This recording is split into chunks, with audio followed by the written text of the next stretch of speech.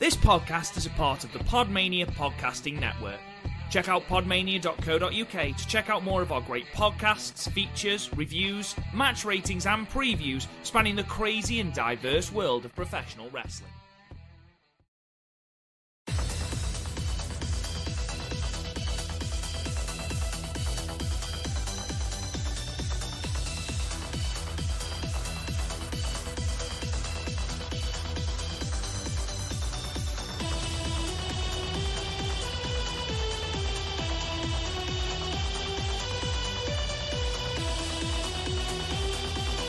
Hello guys, and welcome to the Stardom Cast, your weekly or sort of audio source for all things world-wondering Stardom right here on the Podmania Podcasting Network. I'm your host, Rob Goodwin, and I am joined, as ever, by Reggae Jesus himself, Chris O'Brien. Chris O'Brien, how the devil are you?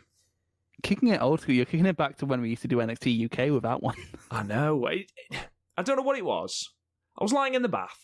And thinking about Chris. I was like in the bath thinking about Chris. No, Lefty starts to wonder. I was looking at something on Facebook, and there was a picture of Jesus wearing some sort of reggae hat, and it just made me think of you, man. Just take it as a compliment. Well, I've concluded this week, Rob, that you don't have a heart. That I don't have a heart. Okay. Yes. I see where this is going. Go on. You don't like so many things that are just so wonderful and beautiful. You don't like Greatest Showman, which I'm quite sus about. You don't like La La Land, and that it is a beautiful film. It's objectively a beautiful film. You don't like Scott Pilgrim. How can you not like Scott Pilgrim? Right, you've thrown a lot of things at me there. Just let's do one at a time. So, I don't like Greatest Showman. I think I've made my opinion and my reasons very, very clear on this podcast over the last couple of weeks as to why I don't like The Greatest Showman. I'm not a big one for musicals. I find them extremely cheesy. I find them extremely forced, and I don't You're connect with them. You're a wrestling fan. And when wrestlers burst into song on a regular basis in the middle of emotional moments, then maybe I'll start watching wrestling. That would be amazing, actually. Yeah, the moment Mayu and Tam start tap dancing down the Los Angeles roads, then maybe I'll stop watching Stardom. Are you thinking about that now? I want that so badly. So that's why I don't like that. And what was the other one you were? Oh, Scott Pilgrim. I don't know. I didn't really like Scott Pilgrim before the film came out, and then the film came out. I didn't really like it. Am I too old for it? Fuck you. That took ages to register. Then it's been a long fucking week. Jesus. Wait a minute. Wait a minute. It's been a long week, man. It's been a long week. How are you, anyway? I'm fine. Been in my Christmas mood. Like, I don't watch Christmas movies until like the 12 Days of Christmas, which was recently. I watched Love Actually, which was beautiful, and I loved it. I watched what's the other one? Oh, Bumper Christmas Carol, an essential Christmas movie. Watch it every Christmas. Absolutely, Christmas staple in the Goodwin household. Garth jumped into Attack It the other day. That wasn't fun. There's one more Christmas movie I watched, and it was I know what it was. It was the Kurt Russell one on Netflix. I watched that with my nieces. The Kurt Russell one? Oh, the Christmas Chronicles. Yeah, which is actually surprisingly, like, with Kurt Russell, it's always going to be entertaining because it's him. But like, it's not. It's like Arnold Schwarzenegger, where you're always going to be entertained, but it's not always going to be good. But it's actually quite good. We obviously it's the last week in school before Christmas, and it's sort of especially now, getting later on towards, I say later on, it's a Tuesday as we're recording this, but later on through the week, we're sort of winding down, and we're watching Christmas films and stuff like that, and we put it to a vote because we got Mr. Goodwin's Netflix up, and we selected 5 Christmas films, and every year, Chris, without fucking fail, we end up watching Nativity. And I've never actually seen Nativity. I wouldn't bother. Isn't David Tennant in it? No, David Tennant's in the second one, which is somehow worse than the first one. David Tennant in it? Despite its inherent tenetness, it's still worse.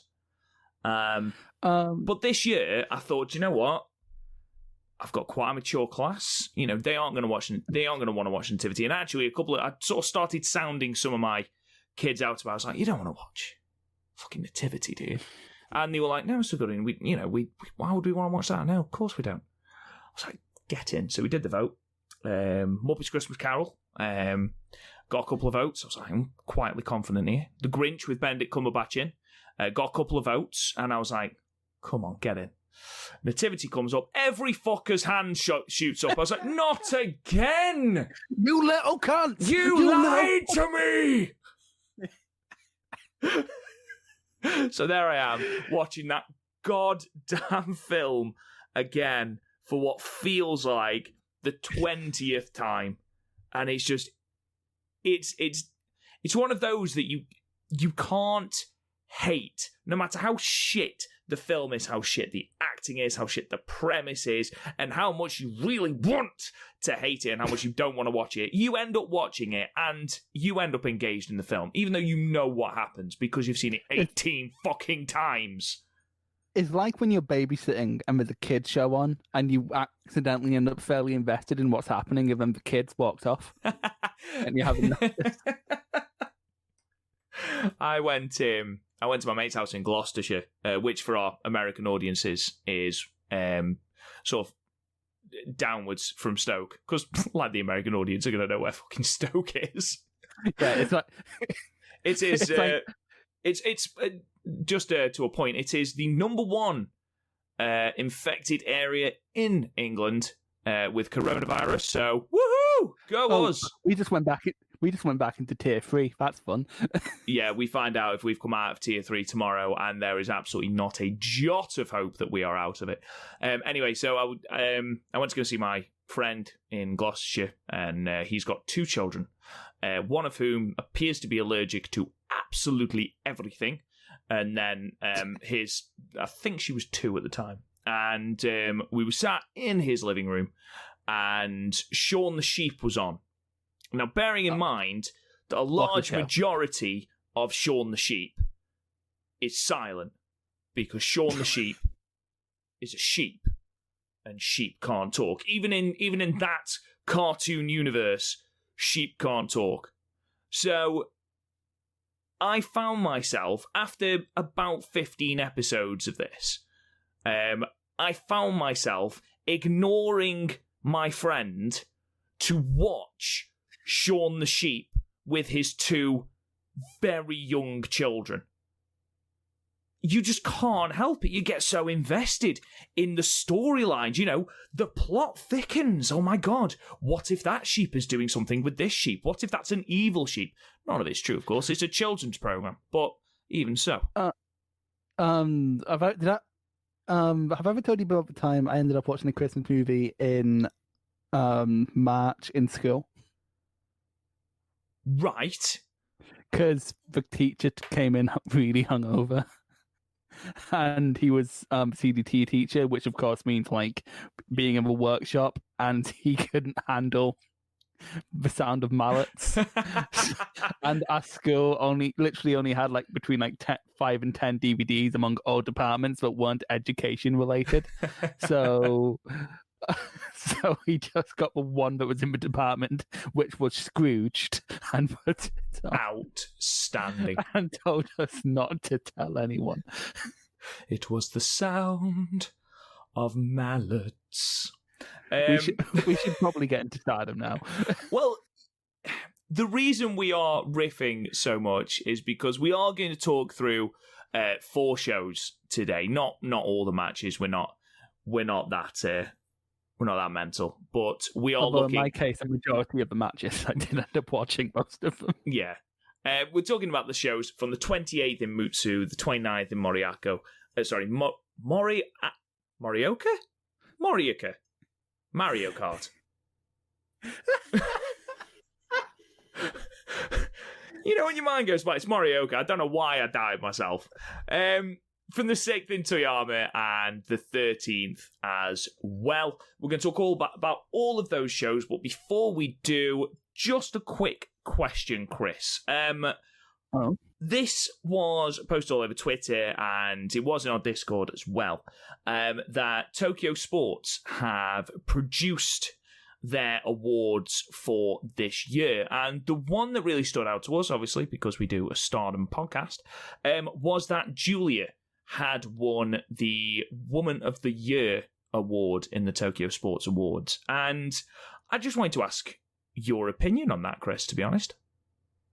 Well, if it's a very political award thing, like didn't Okada and Sanada win it last year, which is like obviously just not shouldn't be who won it.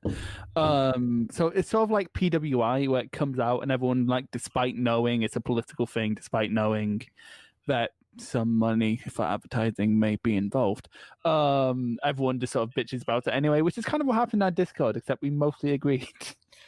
But with Julia, if I was giving out the award, it would probably go to Mayu. But honestly, Julia's a decent enough pick, especially for how much she's improved over the past year, where she's went from me not being able to stand her to being someone I actually enjoy watching. So it's not the worst pick, quite frankly. Like, it's not even the worst pick on the list, to be honest, because like Tetsuya Endo won Technique, and I love Tetsuya Endo, but I wouldn't have him as Technique. No, I agree with you on both counts. It's not an egregious decision to give Julia the award, and it certainly hasn't upset me. Like you said, she's come on tremendously. If this was an award given out in June, then I think this is a completely different story, and I think a lot more people will be upset, but she's come on tremendously. Her promo, and we'll get into the promo she cuts at the end of Road to Osaka Dream, has become 10 times, 15 times better than they were. Her in-ring stuff is far better, even though, let's face it, in-ring stuff was never particularly bad. But I do think if you give it to anyone out of Stardom, for the year she's had, you can't look past Mayu. She's put on match of the year, candidates every time she's defended the red belt. She's elevated everyone that she has been in the ring with. I mean, she gave Death Yamasan her best 5-star match by a country mile, actually managing to perform that elusive comedy match that so many people managed to miss the mark on. So I think she did deserve it, but again, it's a political award. I'm not particularly bothered. I was just intrigued to see what you thought and if we were along the same line, which we were. So let's get into some of these shows then. So we'll start then with the 28th of November from Mutsu, the Maida Arena, in front of 561 people. I know that, Chris, you've got a couple of notes for the first two matches. I'll just read out the first three matches. So we'll just read out the results and then you can sort of summarise all of those afterwards. We opened with Maika defeating Ruaka in 4 minutes and 13 seconds. Natsupoi then defeated Saki Kashima in 6 minutes and 41 seconds. And then in the third match, Momo Watanabe defeated Mina Shirakawa in 10 minutes and 23 seconds. Chris, anything to say about those three matches? Well, in the case of Natsupoi and Saki Kashima, this is going to sound weird, but it's kind of disappointed me because I thought this would be a nice little trial run for seeing what Saki's like in the high-speed division, because Oedetai don't really have a high-speed champion, and whenever they're having like a fast start in a tag match, they tend to turn to Saki, so I thought that could be a good place for her.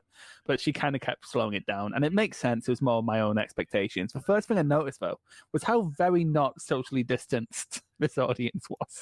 You did send me a picture, and I must admit, I watched this show quite a long time ago now, and I hadn't noticed it, and I went back to watch the Cosmic Angels match, and once you pointed it out, I was like, Jesus Christ, they really aren't like that far away at all.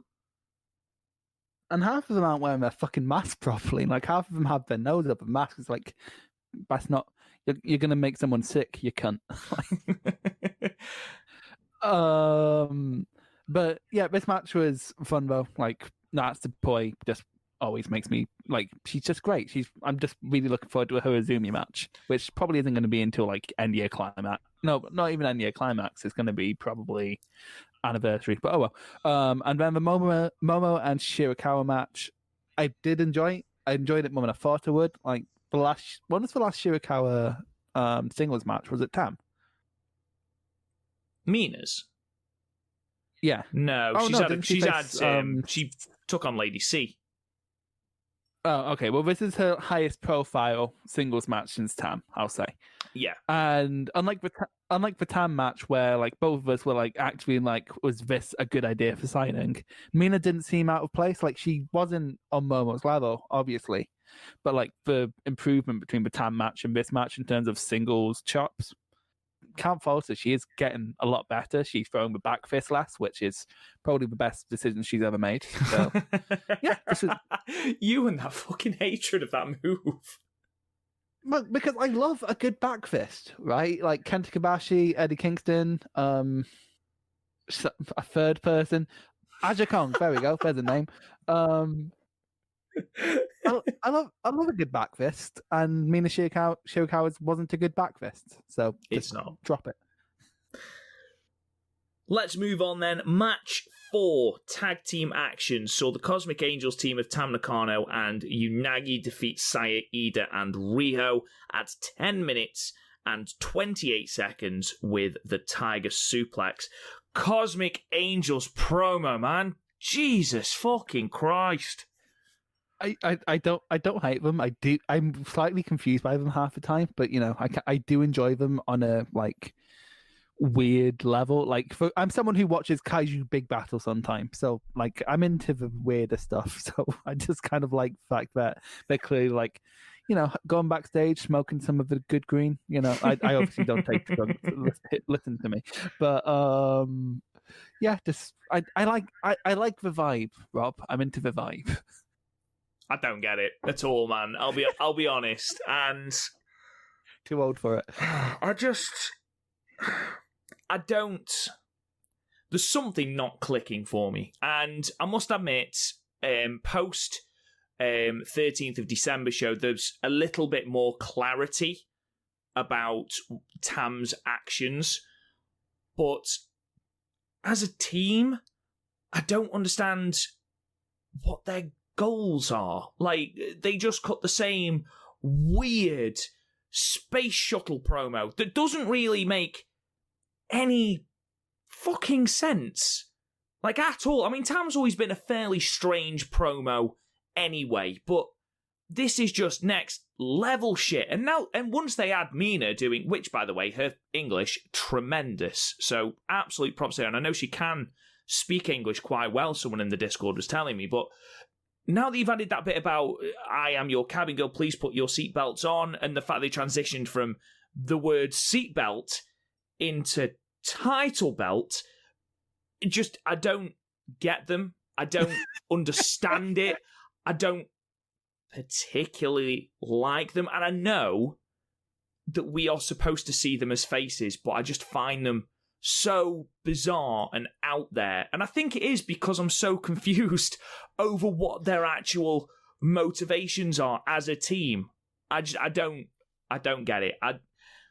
Unagi is fine, and that is something that I'm going to be saying a lot during this podcast. I don't want to rag on Unagi, but I'm going to. I mean, she notes in her promo that there was only 10 days between her debut and Saya Iida's. And I know you can't really compare the two because you've got Unagi, who debuted in Tokyo Joshi Pro, and it's a completely different system to Saya Iida and the way Stardom run things with their children and rookies. But you compare Saya Iida in this match to Unagi in this match, it's night and day. And I'm going to say now, over these 4 shows, my MVP of these 4 shows is Saya Iida. Just in these 4 shows, I think she's come on tremendously. She's evolving, changing her move setup, whereas you've got Unagi, who quite noticeably gets lost in the middle of the ring, is looking for cues from Tam and, more worryingly, Mina. She still has such a bland moveset. Like, her impact moves are a shoulder tackle and a leg drop, and whilst a shoulder tackle can be seen as an impact move with someone like Himika, for example, who uses it quite a lot, Himika does it with such a snap and such venom that you can believe it, whereas Unagi seems to go through the motions with it. There doesn't seem to be any snap or any venom. And even, again, I know I'm bouncing quite a lot, but in the Star Wars match on the 13th, even then, when there was such venom being thrown around, and I think Unagi was trying to start something with Starlight Kid, she just seemed to be there and didn't seem to be asserting herself. And I think that's a big problem for me, personally. What about you? In the case of Unagi, I'm less militantly but I'm less I can't find the right word, but I don't hate her as much as you do. And I think I'll give it some leeway because, like you said, the different systems, you saw how much we ragged on, say, Shiakawa when she came in, and then we gave her a tag league. Which is a lot of matches very close together to find her steps. Unagi's not really had that, and beyond that, she's also being put in a position a bit above her station through necessity for the sake of the civil war between stars. So, honestly, I understand your criticisms, but I'm trying to be nice to her just because of her experience. Because, again, it's like comparing someone who's been trained in a random school in Britain here to, say, Yotsuji in New Japan. They're two different systems who are going to train you completely differently. I understand that. And again, I want to stress, I don't hate Unagi. I don't hate her. I find her bland. And I'm completely apathetic towards her, which are two very different things. My problem is that even by now, despite the start that Mina had, we always spoke about how Mina there was something being developed, okay, in the next stage going forward. And I know she's had a lot, not even a lot more matches. She didn't have a lot of matches in Tag League. She had 5, I think? 6, maybe? Yeah. But Mina came in with a moveset. And I'm still yet to see, short of the gory bomb, which she does. Well, it's not gory bomb, is it? It's called something else, which I'll have a look at in a minute. That's all she's got. Otherwise, it's strikes. That's it. And the spine buster, which she completely ballsed up on one of the nights. I'm yet to see anything. Whereas there was something with Mina, she was great at selling. She got no offense. There was distinct offense, but it wasn't very good. Whereas Unagi is an okay seller. She's okay at being the babyface in peril, but she has got nothing offensively. And in that match with Sayarida, Starlight Kid, Mayu, Mina, and Tam, she looked completely out of her depth. And I do agree with you. I think she is being put into a position above where she feels comfortable. And I think she's been used far more in this sort of situation than she was in Tokyo Joshi Pro. But there has got to be a little bit of development. And I haven't seen that yet. I've seen no development whatsoever. And from, I don't know, there'll be chat of me talking about this all the way through the podcast, so I'm not going to do it all now. This match was fine. I am completely behind Cosmic Angels using the 3D. I think it looked really, really good, so keep using that, for God's sake. But otherwise, it's a pretty clean-cut match. There's nothing really to talk about, apart from Tam trying to poach Sayarida at the end. Is there anything you want to add to that, Chris? Yeah, I think to say about Rhea, but that really comes more down to night 3 than this night. Needless to say, I'm not a massive fan at this point. Again, Sayarida's coming out like a fucking pocket rocket nowadays. Oh, she's great. She is great. Yeah, those the machine gun chops. They weren't great during the 5-star, but they have gotten a fair bit better. She's got, I don't know what it is. There's a real fire underneath Sayarida at the moment. And whereas before the chops, they were there and they looked relatively painful, but there was something missing. There's that fire and that drive now as well. And like I said before, she was playing to the audience and things like that. So that's changed. It could just be a confidence thing. Yeah, probably, because it must be weird suddenly going from like training in a dojo to wrestling in front of an audience and then wrestling in front of no audience and then an audience again. Yeah, absolutely. And considering she wasn't supposed to be in the 5-star either. She replaced Saki. Mm-hmm. So that might have played into it. What do you think about this whole who's going to get Sayarida in the divorce gimmick?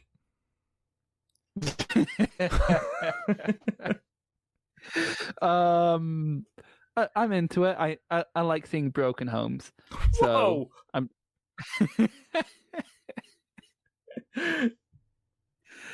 so yeah, it's a storyline that I enjoy it because Christ, I'm trying to remember what other breakup storyline had. Oh, it was the Bullet Club one from 2018. Like who's going to get Ishimori in the divorce? That was a fun one. Yeah. So like, would someone give Chase Owens a home? So yeah, I do enjoy that. And that sort of played into what's happening pretty soon. A match that's happening pretty soon, which I'm actually pretty excited about because of a tweet May put out. I mean, it's added a really good wrinkle to this story, and despite me talking about Unagi like I was for about 15 minutes apparently before this match, I am really, really, really into this Stars storyline, especially after the tail end of that Road to show. I can't imagine Sayarida doing all that cutest in the cosmos shit. When you think about her gimmick as Gorilla Power, I don't really imagine that Sayarida doing that whole delicious bit. Do you? You know what I'd love? If they decided, right, Cosmic Angel can have Sayarida, and then she walked over and they were like, "No, you're too short to write." Bless her. I think she would stick out because Tam's pretty short. Tam's short, but like it's almost like she's the like the little rascals have the smallest ones always for. Yeah, I get that. Always the aggressor. This match was fine. I gave it 6, Chris. Yeah, I gave it high 5 or 6. It was fine. Match 5 then. Mayu and Starlight Kid defeated Bea Priestley and Natsuko Tora at 12 minutes and 38 via DQ. This was the I know. This was the match we talked about last episode that drew the ire of quite a few Japanese Twitter users who were talking about the way Oedo Tai have been booked recently, and this sort of epitomised it. It's drawn the ire of Chris. It's drawn the ire of Chris. I mean, I'm not going to rant about Oedo Tai. I think we've done that now. I want it because, like, what's their end goal? Like, what does this achieve? Because, like, I get part of Oedo Tai is, we want to disrupt the status quo or fucking whatever. But, like, how does this do that? You can't, like, if this was an actual, like, fighting league, they would have been fired ages ago for the chain. And just one day they're going to have to go for a title, and they're not going to have naturally, like, especially in Tora's case, she's not going to have naturally earned it. I'll just see if again, we had like I'm pretty sure that rant went on like 15 minutes last week. So I don't want to make a big thing out of it, but the worst thing a wrestler or a team can do is make me feel like I've wasted my time. Because like the stuff before the DQ was actually not too bad. Like, again, there's something there with Tora. There's a reason why it took me so long to give up on her. But she never showed... Like, I get part of its booking, but there's better ways to do shit like this. Because it's for chain every fucking time. And it's ruined so many good matches, and I'm just done with it. Like, I always, like, if I wasn't doing a podcast, I probably would just skip Oedo Tai matches, because every time I watch one, they're not long, they're normally like 10 minutes long, but I feel like I've wasted those 10 minutes, and I could have done so much with that 10 minutes. I could have told someone I love them, who I never tell I love them, because life is short and we're all going to die one day. I could think a lot. I normally think during Oedo Tai matches, actually. Yeah, just fuck Oedo Tai matches. I agree on every count. I mean, the only reason I'm not moaning about it is because I moaned about it all last week. I'm not going to moan about it again. There were some good things in this match. Everything before those two fucking chain spots were great. Mayu's suicide dive is a thing of beauty. I think it's probably only beaten out for me by Ryu Lee's. I think Tora's spear is superb. Starlight Kid changing direction for that frog splash just looks so clean and so crisp. It looks incredible. But you're right, it's not heel heat. It's just, I want to skip your match because you're boring and it's a bit predictable. And I think if you want to disrupt the status quo, which has, always been the sort of moniker of a Oedo, or at least it has been since I've been watching, surely doing the same thing over and over again is completely counterproductive. But as this annoys me more in a different match than it does in this match, let's move on. I did give this benefit of the doubt. I gave it 6 just because it was in danger of becoming a very, very, very good match before all the bollocks. In danger, like Oedo is really scared of high quality. Well, that seems to be the problem at the moment. Let's move on then. Match number 6 in the main event of this show was a 6-woman tag DDM team of Julia Himeka and Suri defeating Queen's Quest, Utami Azumi and Sayaka Matani at 16 minutes and 24 seconds with the buzzsaw kick. There was a really lovely visual at the start of this match. I don't know if you caught it, Chris, but it was Momo having to hold the ropes for Utami as she brought the flag into the ring. And I know that, it's a very simple thing, and I know that Momo had a match earlier, but what a lovely visual. The challenger, the leader of Queen's Quest, having been offered a title shot by her stablemate, not earned, having to hold the ring ropes as the person who's got the red belt before her enters the ring holding the flag of their stable. I just thought that was a really, really lovely visual to start this match. Yeah, it was just, it was like, have you ever, this is going to be like a weirdly specific reference, but Vengeance 2004, there was a visual of like Randy Orton behind, like in silhouette when Triple H was doing his entrance. It was a bit like that. It's a lovely little bit of foreshadowing, and I just love shit like that. I love little touches like that. It was great. Yeah, this was a fun little main event, even if it did contain Utami dropping Julia on her fucking head, which was terrifying. Right on her head. Like, there's someone in our Discord who really doesn't like B. Priestley, and she was talking about B's botch. I'm like, didn't you see Julia getting dropped in her head? Like, props to Julia, though. She didn't miss a beat after that. She really didn't. She bounced back up, didn't she?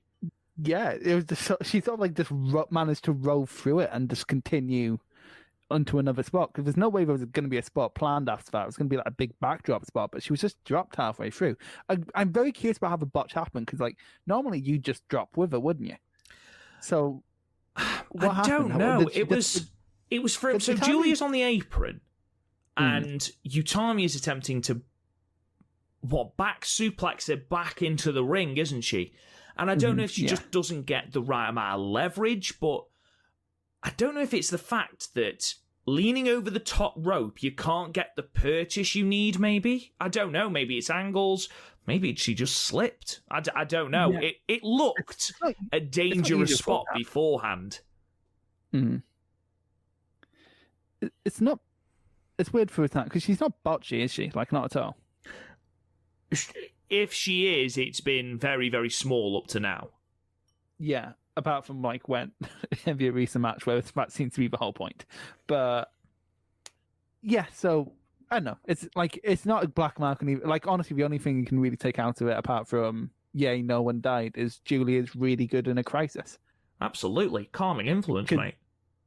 Yeah, because she managed to like just call a different spot, because again, both people would have been down. So she managed to just call a lariat, and the match continued how it was. Like, it's better than like the Walter idea of fixing a match, which is just chop you harder until you fall over. There was quite an extended Julia and Utami sequence in this match. And obviously, I can't imagine we are long before Julia is in that red belt scene. And you imagine that as the DDM and Queen's Quest storylines are so interlinked, especially in the lead up to Osaka Dream, I can't help feeling that Julia being a red belt challenger is very, very close on the horizon. Are you excited at the thought of a possible Utami and Julia program? Have they faced before? I distinctly remember that being a match. It wasn't even 5-star. Was it in Cinderella? Did they face in Cinderella? No, they didn't. No, they didn't. I swear to God, I can remember them facing at some point. I just can't remember when. It would have been early on then. Yeah. Maybe I'm just like misremembering a tag match. But yeah, I think it would be a decent enough program. Yeah, I'm not against it. I'm not like particularly hype for it yet, but like that's not because I haven't seen what Utami's going to be like at champion. So like I can't really gauge what programs will and won't work. So I'm not against it. It's not like I'm hearing it and going, fuck this, I'm out. But it should be fine.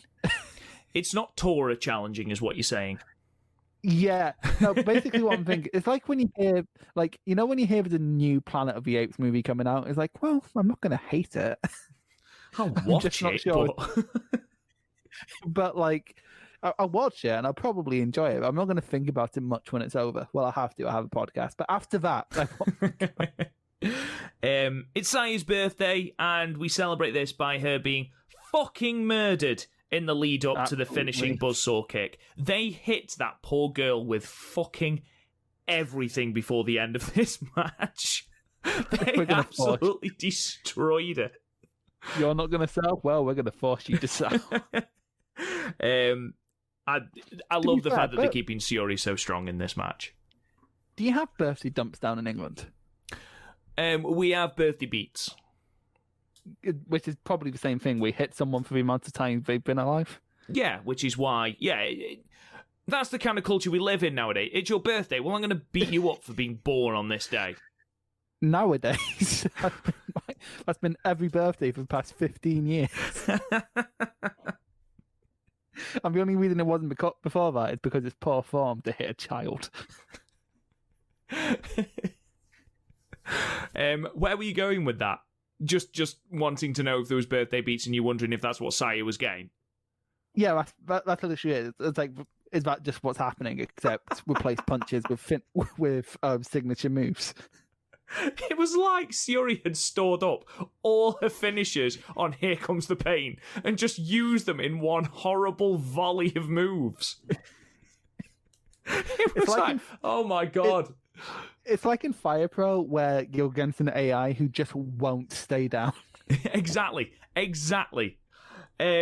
gave it 6. It was a fine main event. You know, it was there.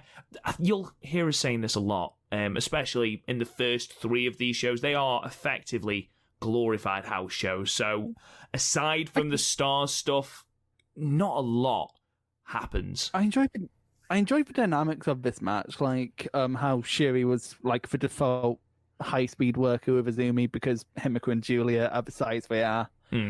And therefore you had a pretty obvious like hot tag dynamic, which ended up being really fun. Saya is just getting better every match. She's one of those people who just keep getting better. She just needs to learn to sell the leg, but no one's targeting the leg anymore. So apparently everyone else has been forced to learn their lesson, but not her. Everyone got the memo. Just don't target her legs, guys. Just leave it, okay? She's like one person in the class who's allergic to peanuts and therefore ruins it for everyone. I must admit, she's in our Stardom End of Year Awards. I'd be amazed if Saya Kamatani doesn't get it. I imagine it'll be between Saya Kamatani and Starlight Kid. But Saya, from where she was, and we've talked about this before, but where she was, even from when we went into lockdown and Stardom stopped putting out live content, to where she is now, is just tremendous. And yes, there's still a slight anomaly in her selling, but I haven't noticed, and you know how much I hate lack of selling, and I haven't noticed it in weeks and weeks and weeks. So yeah, for me, she's improved hugely. What did you give it? I'm feeling a high 6, low 7. Yeah, completely in agreement. Let's move on to the 29th show then from Morioka, or as I called it earlier, Mario Cox. I can't fucking read without my glasses on. And this is in front of 466 people in the Morioka Gymnasium. Chris, I'll just fire through these first two matches and then you can do what you did before and summarise any thoughts you've got about them. We started with match 1, Riho defeating Ruaka in 5 minutes and 12 seconds, and then B. Priestley defeating Saya Kamatani in 7 minutes and 20 seconds. What were your overall thoughts on these first two singles matches? I skipped the first one, but the second one, it was fine for what it was. There's not a ton you can do where 7 minutes, but B and Saya work fairly well together. To be fair, the two people who are mostly there for the moves and nothing else, so yeah, they work well with each other in that respect. B keeps doing the cheeky Nando's kick, which I know she did it before, but now it's somehow more egregious. And I just find it, like the cheeky Nando's kick as a move. It's just a move I hate because there's I've seen it be transitioned into naturally. I can probably count it on one hand, and I've seen Will Ospreay in like 10 different promotions. It's a pretty contrived move. Let's be perfectly honest. Yeah, and I hate it because it does it's like all the stereotypes of this kind of wrestling put into one move. It's really contrived as a super kick. So I don't know why it's endured this long. I think it because even cheeky Nando's. Let's just go over everyone's head who doesn't live in Britain. Oh yeah, 100%. Are there even Nando's in America? Surely. Nando's America. There is... I cannot believe you're fucking Googling this now. Right. Nando's locations. Here we go. Find. This Washington. Is certainly the high quality content that people tune into the Stardom cast for. Us Googling locations of local fucking Nando's. They're in Washington, but do they have them in Tokyo? They do not. Internal server error. So I'm going to take back the no, we do not. You broke Google in your search for a Japanese Nando's. No, I was the Nando's site. I'm going Nando's Japan. Well, there's a Japanese Nando's account, so I imagine there probably is. Yeah. Imagine if, for some reason, I imagine now I go to Japan and I'm just like, oh man, I don't know what to eat. Nando's, I'm home. Match 3 then was a 6-woman tag with the Cosmic Angels defeating Mai Himipoi at 13 minutes and 15 seconds with the Tiger Suplex. That's what they referred to themselves as. Oh, you actually? I thought that was just lag. I thought that was lag. No, Mai Himipoi was what they called themselves in the pre-match promo. I wish I'd just taken credit for it now. That's quite been. To be fair, we seem to have in just our personal chat, we seem to have a weird in-joke for everyone. Every time Unagi's mentioned, the Ross gif. Yep. Unagi. From Friends. Unagi. Yeah, I've nothing to say about this match. Apart from, I'm Natsupoi slowly just, I want to see her in loads of singles matches just because of how fast she fucking moves. She's unreal. She's so quick. It's like Sonic the Hedgehog on cocaine. It's amazing. That is a game I would love to play. Whacked out Sonic. Hey kids, drugs are fun. Have you ever seen the PSA from the Sonic cartoon of him telling kids not to let people inappropriately touch him? No, what the fuck? Yeah, so at the end of the Adventures of Sonic the Hedgehog, we had PSAs, and normally it's don't do drugs, don't all that. And then there's one is if someone touched you in a place where you do not want to be touched, you should say no. And I'm what the fuck? Yeah, because my friend just sent me it one day, and I'm like, there's no way this is real. I'm like, he's like, no, seriously, it's real. I'm like, holy shit, that's actually a thing that happened. That's unreal. Fucking ridiculous.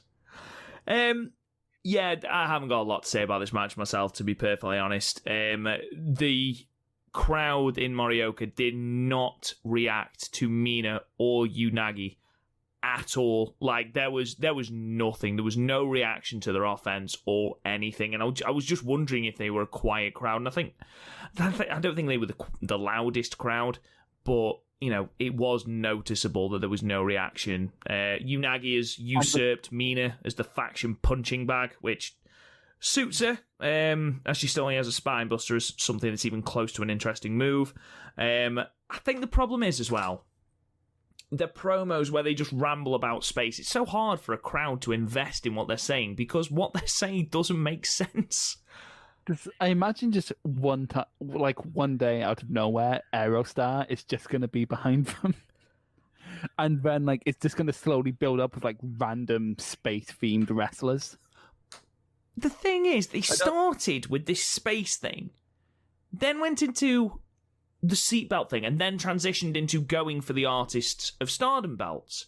But because they'd gone all around the fucking weekend trying to transition into we're going for the Artist of Stardom title, people had just lost what the fuck they were talking about. And there was, again, little to no reaction. And, you're trying to build a faction or a unit. You want people to get behind them, but how can you get behind them when you haven't got a fucking clue what they are talking about? One day, I'm going to, have my niece drink a whole lot of Coke, as in Coca-Cola. I'm not a monster. Sit I down, love the fact you felt the need to clarify that. Sit her down, show her Cosmic Angels promo, and I'm sure she'll be able to salvage what they mean. We'll get her on. We'll get her on as a guest and get her to translate what the fuck Tam Nakano was on about. Nah, she'd love that. Every time she sees my microphone, she's like, "Do you have a YouTube channel?" I'm like, "No." Stop asking. I gave this 5, like you said, absolutely nothing to talk about. It wasn't egregious in any way, but even so, just nothing really to talk about. Yeah, basically. I didn't even come up with... To be fair, I've ran out of Greatest Showman references for Nat Support, so I'm going to have to find a new reference. Yeah, I'm going to have to find a new member of the roster and link them to a movie somehow. I'll work on that as we go through. Thank you. Match 4 then, tag team action. So the DDM team of Julia and Suri defeat Devil Duo, Natsuko Tora and Saki Kashima at 13 minutes and 30 seconds with the Blue Dragon. I don't give a shit what people say. Saki continues to impress as the better of the two in ring because she's actually found a character, a sneaky chicken shit heel, and she plays it great. But not only is she sneaky chicken shit heel, she's someone who can actually work in ring. And over these next 3 matches, she is easily the standout. Easily the standout. When she is taking part, she blows Natsuko Tora out of the water. She's quick in ring, she's solid in ring, and she has got a defined character. What is Tora's character, Chris? Don't say S&M enthusiast. I was never going to say. She really likes... Go on. Fleetwood Mac. I knew you were going to say that. You say that every time! But it's only so many chain jokes. But she has been doing this for 4 months. There are only so many jokes about chains. Name one chain joke we have not covered. Do you know what? We'll come together at the start of the next podcast and we'll compare notes. But honestly, she's just... Saki genuinely is the most entertaining thing of this pairing, certainly. And I find her more interesting than B. I can't lie. This was fine. Suri was built like a fucking behemoth again. And that face she pulls when she's locking in that Blue Dragon submission, because the Blue Dragon looks horrendous anyway. It looks like it legitimately hurts. So to have that coupled with the face of an absolute psychopath locking it in, someone who talks quite, happily and bouncily during promos, she comes across as quite amiable and quite nice, and then she gets into the ring and she is absolutely fucking terrifying. So to have her pull this horrendous face as she's looking in this horrendous move onto poor Saki Kashima, who bends so well. She takes it so well, that move. I thought they did a brilliant job, and I think they've done... It's one of the best things over this Road to sort of run, is that they have continued to build Suri as a legitimate threat. And it just sort of reinforces what we've been saying, that certainly in my opinion, Donna Del Mondo have been Faction of the Year, because they've just been booked so well all four of them, and I know Natsupoi is a member, but she hasn't competed enough for her to be classed in this, so please don't come at me and tell me that Natsupoi is a member. I know Natsupoi is a member, but those four main members, they've been booked so well, they are so strong that you can see all four of them legitimately winning any match. Yeah, what I'll say about this match, and it's a weird thing I found where when they're paired off in singles angles, even within tag matches, DDM and Oedo Tai work together well. But when they have to produce like tag team sequences, they don't work together well. It breaks down a little bit, doesn't it? Yeah, and Oedo Tai, it's not like Oedo Tai can't do tag wrestling. We saw that the night before this. So I'm not quite sure what it is, because again, they pair together quite well. Like the Julia Natsuko Tora match from Cinderella wasn't too bad. Generally, B has worked well with basically everyone in DDM apart from Suri. So I'm not sure what it is. It's just something's breaks down when they have to work as a foursome or a sixsome or a sixsome. What do you call that? Sex, isn't it a sextet?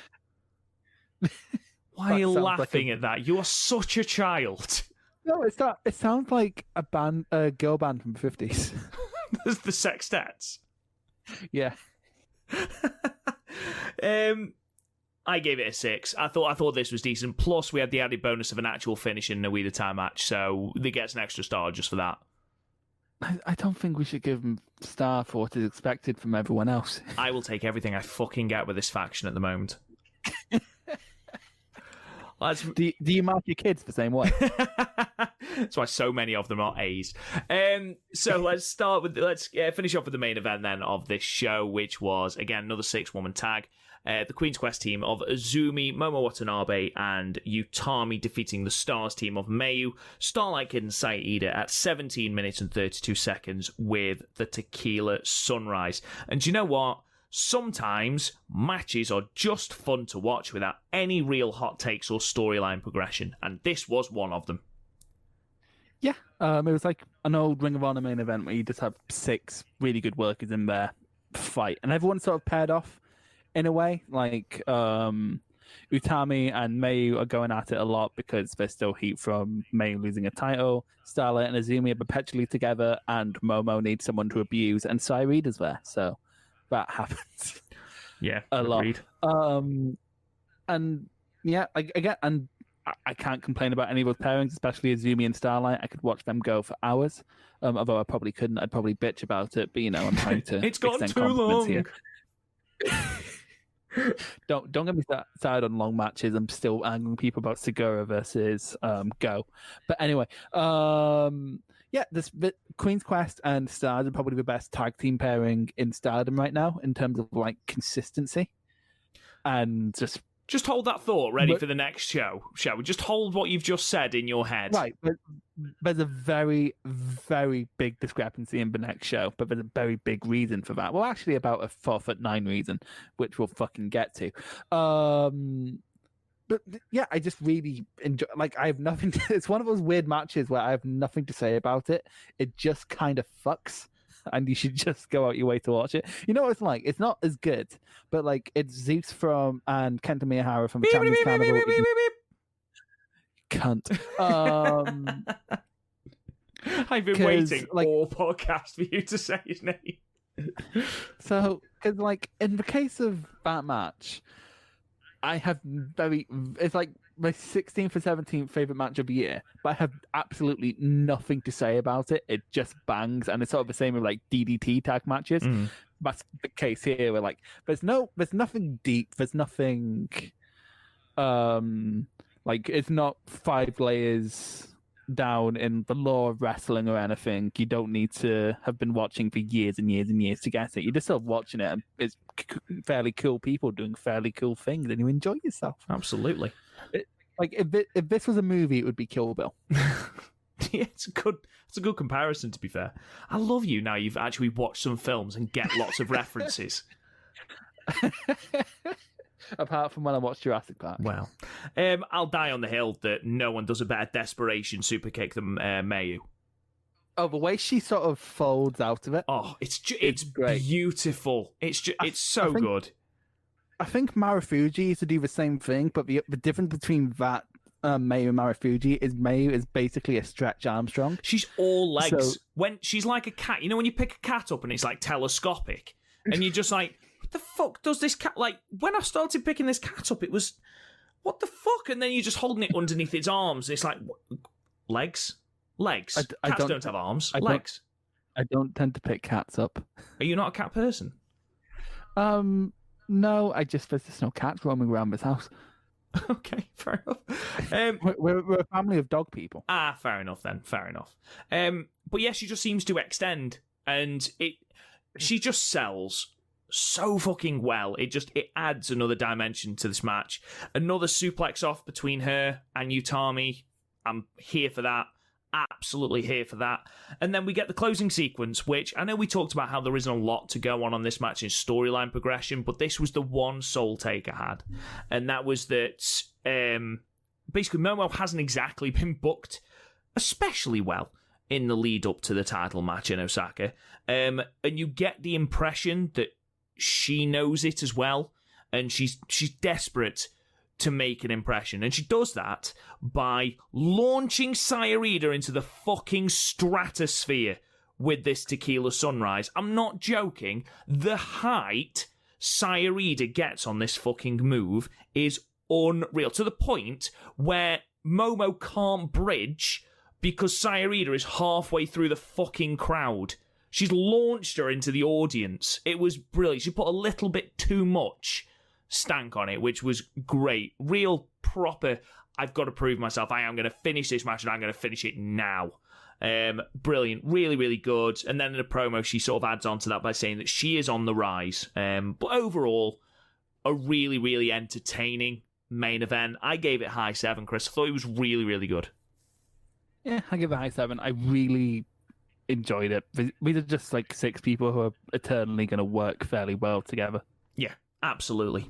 Right, let's move on then to the show in Toyama, which was from the 6th of December in front of 270 people in the Bolford Toyama Multi-Purpose Hall. Again, I'll just do the first match. Sai Kamatani defeated Mina Shirakawa in a singles match in 8 minutes and 12 seconds. Chris, did you watch it? Chris, did you care? That sounds like I don't know. Anyway, yeah, this was fine. Again, I watched it and I didn't immediately go fuck off Shirakawa, which means she's learning. So. Fair enough. Match 2 then saw the Cosmic Angels team of Tam Nakano and Unagi defeating the Stars team of Ruaka and Sayada in 11 minutes and 8 seconds with the Daifuhan Gatame, which is what they've christened Unagi's finishing move. In the pre-match promos, Tam talks a little bit more about Sayarida, makes further reference to poaching her by saying that they understand each other, which is almost instantly rebuffed by Ida saying that she has no idea what Tam is trying to do, which I thought was quite entertaining because neither do we, Saya. We haven't got a fucking clue. It's like something from The Office, isn't it? With like Dwight and what's his name? Michael Scott. Where he just said, yeah, no, not the US Office I'm talking about. Jim, yes, there we go. Where like Dwight says something and when Jim just looks directly in the camera and says just shakes his head. Yeah, it's a bit like Stars is basically The Office right now. Speaking of Saya, this is the first time I've noticed, but she is looking fucking jacked coming to the ring. Did you see the 6-pack she's got now? Yeah. Like, it's the first time she's shredded. That come from? I've got it in my notes. I've got it in my notes for this match. It's the first time I've noticed, but she's looking jacked as she comes to ringside. Came from absolutely nowhere, didn't it? It did. I didn't really notice it at all in the previous matches. But yeah, she's looking very, very, very shredded. So yeah, really, really good. Like I say. It's like when you don't shave for a while and you don't notice how big your beard is and too big. I mean, I can't. In my head, I can't imagine you've ever shaved. I have, but me in black, actually. That was like 2 weeks after a clean shave. Jesus Christ. Fucking hell. We talked about Sayarida evolving her offense, and this was a perfect example of that. We had her breaking out an Indian deathlock, which was fucking great. She hit a top rope blockbuster, which also looked incredible. Looked very, very tasty to take. Her early exchange with Tam are excellent. The action slows down with Ruaka and Unagi, as you'd expect, but I'm sure it will come for both women. I'm not going to be a negative about it. I'm just, it'll come. It'll come for both women. There's a great closing visual post-match of Tam and Unagi in the ring, extending a hand to Saya as she stood on the outside with Starlight and Mayu. I thought that was a great visual to end this match on, because as a match, there's not a lot to talk about, let's be perfectly honest. It's a match with Unagi and Ruaka in it. But as a visual, that final visual of, again, Tam trying to poach Sayarida, thought it was great. Yeah, to be honest, I ended up having the volume down on this match and had Taylor Swift's album playing while it was on. So if there was any subtleties I missed, I'm sorry, but I basically just agree with Rob. And also, you should listen to Taylor Swift's new album. It's really good. It's really, really good. I can feel you hating me. I can feel it. Hopefully everyone at home can as well. Are you not a fan, are you? It's such a good album. It's so... Champagne Problems, one of my favourite songs of the year. I gave this 6 stars, Chris. What did you give it? Well, I gave Taylor Swift's album a 9, but this one, I'm going for like a 5-6. Fair enough. Did you watch? So, third match on the card, B. Priestley and Micah went to our old favourite, a time limit draw in 15 minutes. Did you see what I posted in the Discord? I actually have a little section on the whiteboard where it's like, it's been X number of podcasts since the last draw, and I just had to reset it today, and I was so disappointed. Do you agree with the time limit draw finish here? I guess it's been far enough removed to not feel like part of a systemic problem. And I guess both women are on equal pegging. Like, I guess Future and SWA are basically the same level. So yeah, I can't, like, from a booking standpoint, sure, it's only 15 minutes as well, and this match did kind of bang. Like, B was working stiffer than normal, which was good. Mike is doing less and less of the power stuff and just focusing on what she's good at, which is also good. Although, did you watch this? I didn't watch this one, no. Okay, so she was B was going to hit the Queen's Landing right as the thing went, the bell went off. So, and instead of actually just doing the Queen's Landing, which would have probably been A, better for storyline, and B, safer, she just dropped Mike. She just dropped her. And I love that. That's amazing. The match itself was fun. The highlight was a double stomp to the outside, which actually, this is the first match I noticed it, but the lighting was really weird on this show, wasn't it? It was a bit strange, yeah. It seemed very cold. Yeah, and the venue was weird. Like, you know what the venue looked like? You know what it reminded me of, oddly? Remember that WXW show we watched for Watch Along? Yes! No, I get you. It looked like that venue. It was weird, wasn't it? Because weren't we in the same... we were in the same town the next night. So it's super weird. Maybe we would just bank and getting the two shows at wherever they were yesterday, and it was double booked or something. Because I don't know, because Stardom, like, they don't have amazing production quality, but they're consistently, like, well lit. They're consistently, like, because even this place, it was echoey. It was weirdly sounded. It was all a bit weird. So, like, it sort of meant a lot of. I think it might have put some wrestlers off, to be honest. But yeah, this match was fine. I'd give it like a 7. Both women worked fairly well with each other, and it sort of shows how good Micah gets in a short amount of time, because God knows B isn't someone to carry someone. So That much is true. Yeah, because when she carried someone in this match, she just dropped them when the bell rang. I can't get out. Like, seriously, just go to this match and skip to the end because she literally just drops her, like, face first, and I'm like, damn. Outstanding. You should just do that for your finish because then Manami Teosa might not hate you. Match 4 then. The DDM team of Julia, Suri, and Himika defeated the Oedo team of Tora, Konami, the returning Konami, finally, and Saki Kashima at 15 minutes and 59 seconds with the Argentine backbreaker. Oh God, Chris, please don't make DDM the next Yano in shilling things. What the fuck was this opening promo? Yeah, like, hey, album out now. Buy it. It was either an album called Toyama Niari or it was the artist was called Toyama Niari. It was completely and utterly pointless. The only thing I can tell you from this entire promo is that it cost 1,500 yen. So if you are that way inclined... 1,500 yen? Hang on. 1,500 yen in pounds. That's £10.75. Bargain. Go and check it out now. It's all good stores, apparently, according to Donna Del Mondo.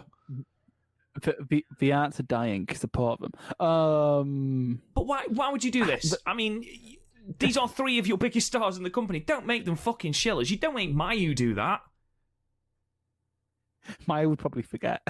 Oh my God, I cannot wait to talk about that in a minute. I'm so excited. Before you go on your rant about who you are going to rant about, let me just talk about that, and then you can rant till your heart's content.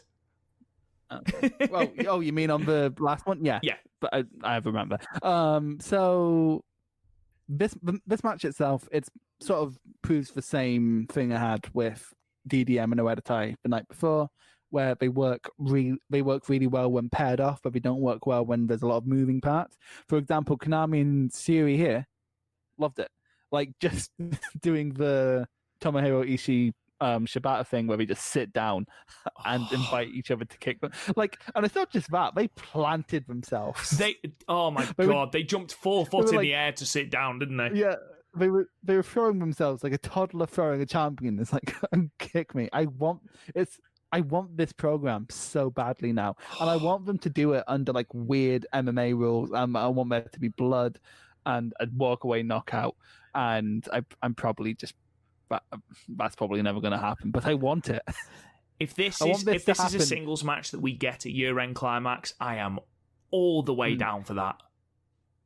I want it to happen at a Josh Barnett's Bloodsport event. That would be incredible. But apart from that, there's nothing really to talk about in this match because a lot of the same players. Himika's doing that double Argentine backbreaker quite a lot, isn't she? Yeah, I'm not a massive fan. Yeah, because again, it's back to the Ryback comparison. Yeah, if it's an impact move, it's something to shock. You know, it's the law of diminishing returns. The more you do it, the less impactful it is. And on that note, can I ask you, Chris, right? Why would you not disqualify Oedo straight away for the use of the chain? You've just told Tora off, who leading Himika back to the ring like a fucking cocker spaniel, like with the chain around her neck, who you've just watched her choke her. You've kicked the chain out of the ring. You know it's fucking happened. Just because it happens on the outside doesn't make it illegal. Why have you not DQ'd them for that? The consistency is absolutely all over the shop. That really wound me up. It's like, she's hanging her again. What are you doing? It's quite a dark arena. It was quite a dark arena. Maybe the ref just didn't see it. The ref was next to her. Whilst Himika is on all fours with the chain still round her neck, with the chain in Tora's hand, which she only let go of to shove the referee. Maybe Tora bribed the referee, and then the referee decided to throw a bribe out the window when he got physically assaulted. Even you don't believe that.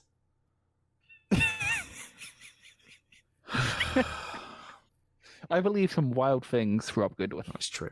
Again, For example, I believe La La Land is a wonderful time. Again, I believe Saki was fantastic. She transitioned a backbreaker into a pinfall, which was smooth as silk. And I genuinely thought as well that would be the finish. But obviously it's Himika who takes it with an Argentine backbreaker, like I said before. Overall, I thought this was really, really good. I thought, like we said before, the tease of the Konami and Suri thing, I would be all up in that. I think that would be fantastic. And again, I think that would be a match on a year-end climax card, and I've got a couple of matches in mind that I would like to see on the year-end climax card, and we'll talk about that at the end of the podcast. But overall, added bonus of an Oedo Tai finish, which is great, and that tease alone, I think this gets 7 stars for me. I'm feeling high 6 or 7, yeah. Mostly down to the Shuri and Konami segment. Fair enough. So the main event of tonight was another 6-woman tag match with the Queen's Quest team of Azumi, Momo Watanabe, and Utami defeating Mayu, Starlight Kid, and Riho at 17 minutes and 38 seconds with the German suplex. This is the latest thing to add into the chronology of Mayu, because she completely forgot that she's ever wrestled in Toyama whilst calmly being put right by Starlight Kid. Just comes out and says, "This is my first time in Toyama." It isn't. No, it is. No, it's not. You've been to the same hotel before. Yeah, but the venue was like an hour away. No, it's still in the same city. It's just a different venue. But I've never been to Toyama before. We've been to a wrestling bar here, Mayu. Oh. Well, someone told me it was the first... And you just look at her and go, "How are you the face of this company, Mayu? You don't even know where you are." Imagine if, because we went to 2 different Weatherspoons, but between our last 2 visits to Blackpool. Imagine if we just walked in and Garth was like, "Oh, I've never been to I've never been to Blackpool before." No, you have. You've just been to a different Weatherspoons, Garth. Imagine if you did that just because we were on different sides of the arena. I've never been in here before. Just uses a different entrance to the same Weatherspoons. This looks different. To be fair, I've done that before, where I've walked into a Weatherspoons on a different entrance from before. I was like, "Oh, I didn't know this is here." When I walk up with different entrance on my way out, it's like, "Oh." But then on top of this, Azumi forgot where they were as well. Bearing in mind this is a sold-out crowd in Toyama, in front of 270 people. Azumi then repays them by going, "Where the fuck are we again?" Just utter nonsense. Utter nonsense. Chris, I know you've got things to say. You have the floor. I'm so done with Riho. I know I sort of ranted about it last week, but she was a harmless fixture on the lower end of the card. She was semi-main and main for some of these shows, and just no, none of.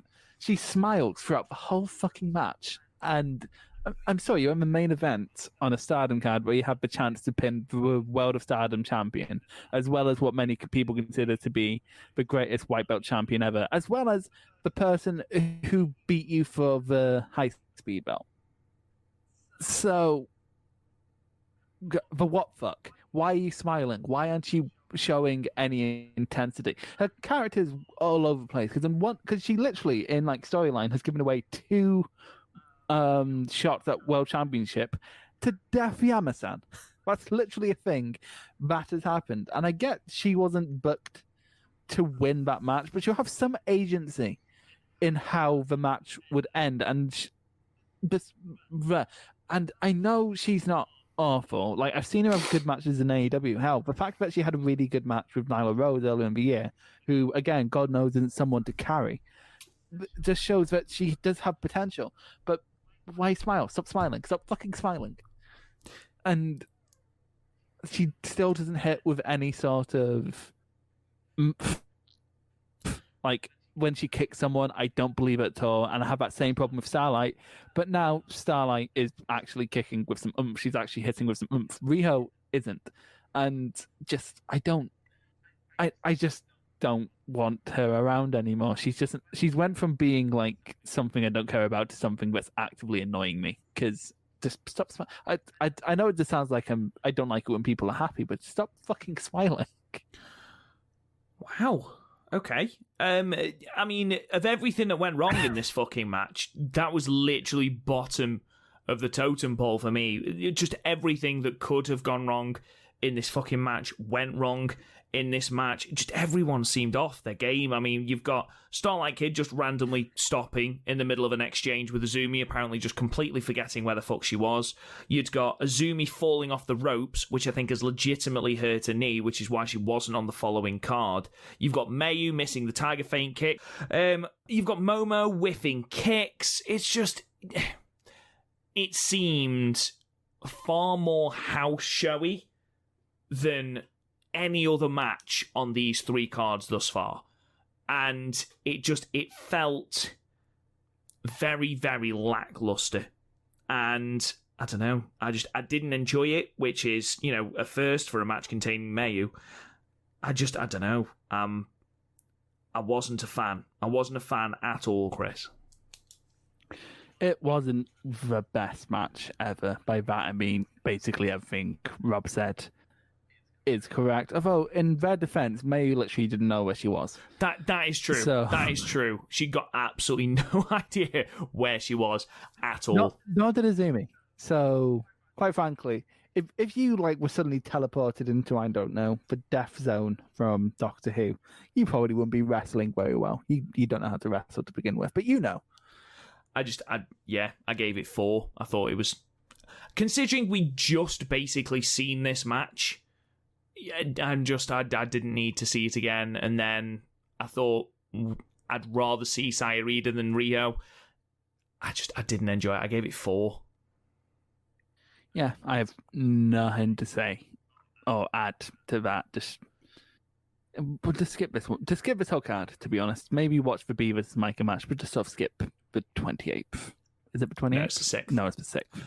I'm stupid. Let's continue. Let us move on then to our final show that we're going to be doing tonight. So the Stardom Road to Osaka Dream Cinderella on the 13th of December from Shinjuku Face in front of 234 people. Chris, did you watch the opener with Riho defeating Lady C and Ruaka in 4 minutes and 3 seconds? Would you believe it if I said I didn't? I wouldn't. I wouldn't believe it for a second. So let's... Yeah, it's because I did, and I have nothing to say. Fair enough. Lady C continues to be really good for her experience, but we've both said this before. Considering the fact that she is a complete rookie, she's got more of an attitude. Single digit. Yeah, and but not just if she can actually develop, which is not always the case with some rookies. So, but if she continues her current course, she's probably going to be grand, yeah. Again, look where the Sayas were a year ago compared to where they are now, kind of thing. Yeah, absolutely. Absolutely. So, let's move on then to match 2, which saw the Oedo Tai 4-way between Bea Priestley, Konami, Natsuko Tora, and Saki Kashima end in a 4-way countout, because of course it fucking did, at 6 minutes and 44 seconds. Chris... You know what's weird with this match is that my biggest complaint is that there wasn't enough Oedo Tai bollocks in it. Because there was a place to throw all the Oedo Tai shit at the wall. It's an Oedo Tai 4-way. It's like if you went to see Metallica and we didn't play Enter Sandman. None of that was my issue with it. Would you like to know my issue with it? The fact that there's a count out in a 4-way? Well, that... what if 2 people go back into the ring? This is an elimination match. What would have happened? Well, I mean, by the design of it, Saki should have won. Explain. Well, because... Oh, no, she didn't get back in. Doesn't matter. Ignore me. Anyway, that wasn't the issue. From a kayfabe standpoint, why the fuck would you hang a member of your own fucking stable? Why would you hate a member of your own family? Lockdown does crazy things to people. But seriously, Like, we talk about this contrived hanging spot. She's even doing it to members of her own fucking stable now. Why? Why? She can't help herself. But that's She has a bollocks, problem. Chris. That is utter fucking bollocks. Why on earth, in a throwaway four-way, on second on a card, why would you hang a member of your own stable? Why would you bury Bea Priestley in chairs and smash her in the torso with a chair? What the fuck does that achieve? They should have put some sort of stipulation on this, like you win, you get you get an opportunity to face the champion or something, like something like, because you are right. Like, there's no point in them doing this thing, and like with the chain spot, you mentioned impactful moves with Himiko earlier. That chain spot should be a reason to want to murder Tora in like a kayfabe sense, but because she does it to everyone, you just can't take it personally. It just makes no sense to me at all. What's incredible? I ended up watching an Oz Academy match over the weekend because it was recommended in our Discord. So I was like, it's only like 20 minutes long, I'll put it on. There was a hanging spot in that, and it was fucking tense because like this is not an image you're used to seeing.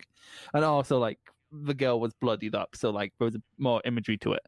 But like when Tora does it, no matter what the context is, I'm just like, oh, fuck off Tora, because she's done it so often.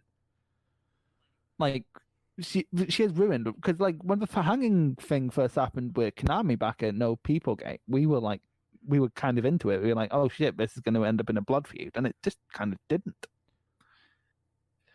And I don't know, just drop the chain at this point. Like, it's not even something that you can take away for a while and then bring back. It's something that you can never bring back because you've just taken everything out of it, because no one is ever hurt from this chain. Everyone's always fine 10 seconds after it's done. Like, this level of killing a spot, this is something you'd expect from like TNA in 2010. That blew my mind. That really did blow my mind. I couldn't get my head around it at all. It seemed like such a stupid thing to do to a member of your own team in a throwaway tag match. Fair enough doing it to people that you hate. Fair enough doing it to people that you are trying to weaken for a later match. But you are putting the Artist of Stardom championships on the line with the two people you've just assaulted with a chair and a chain.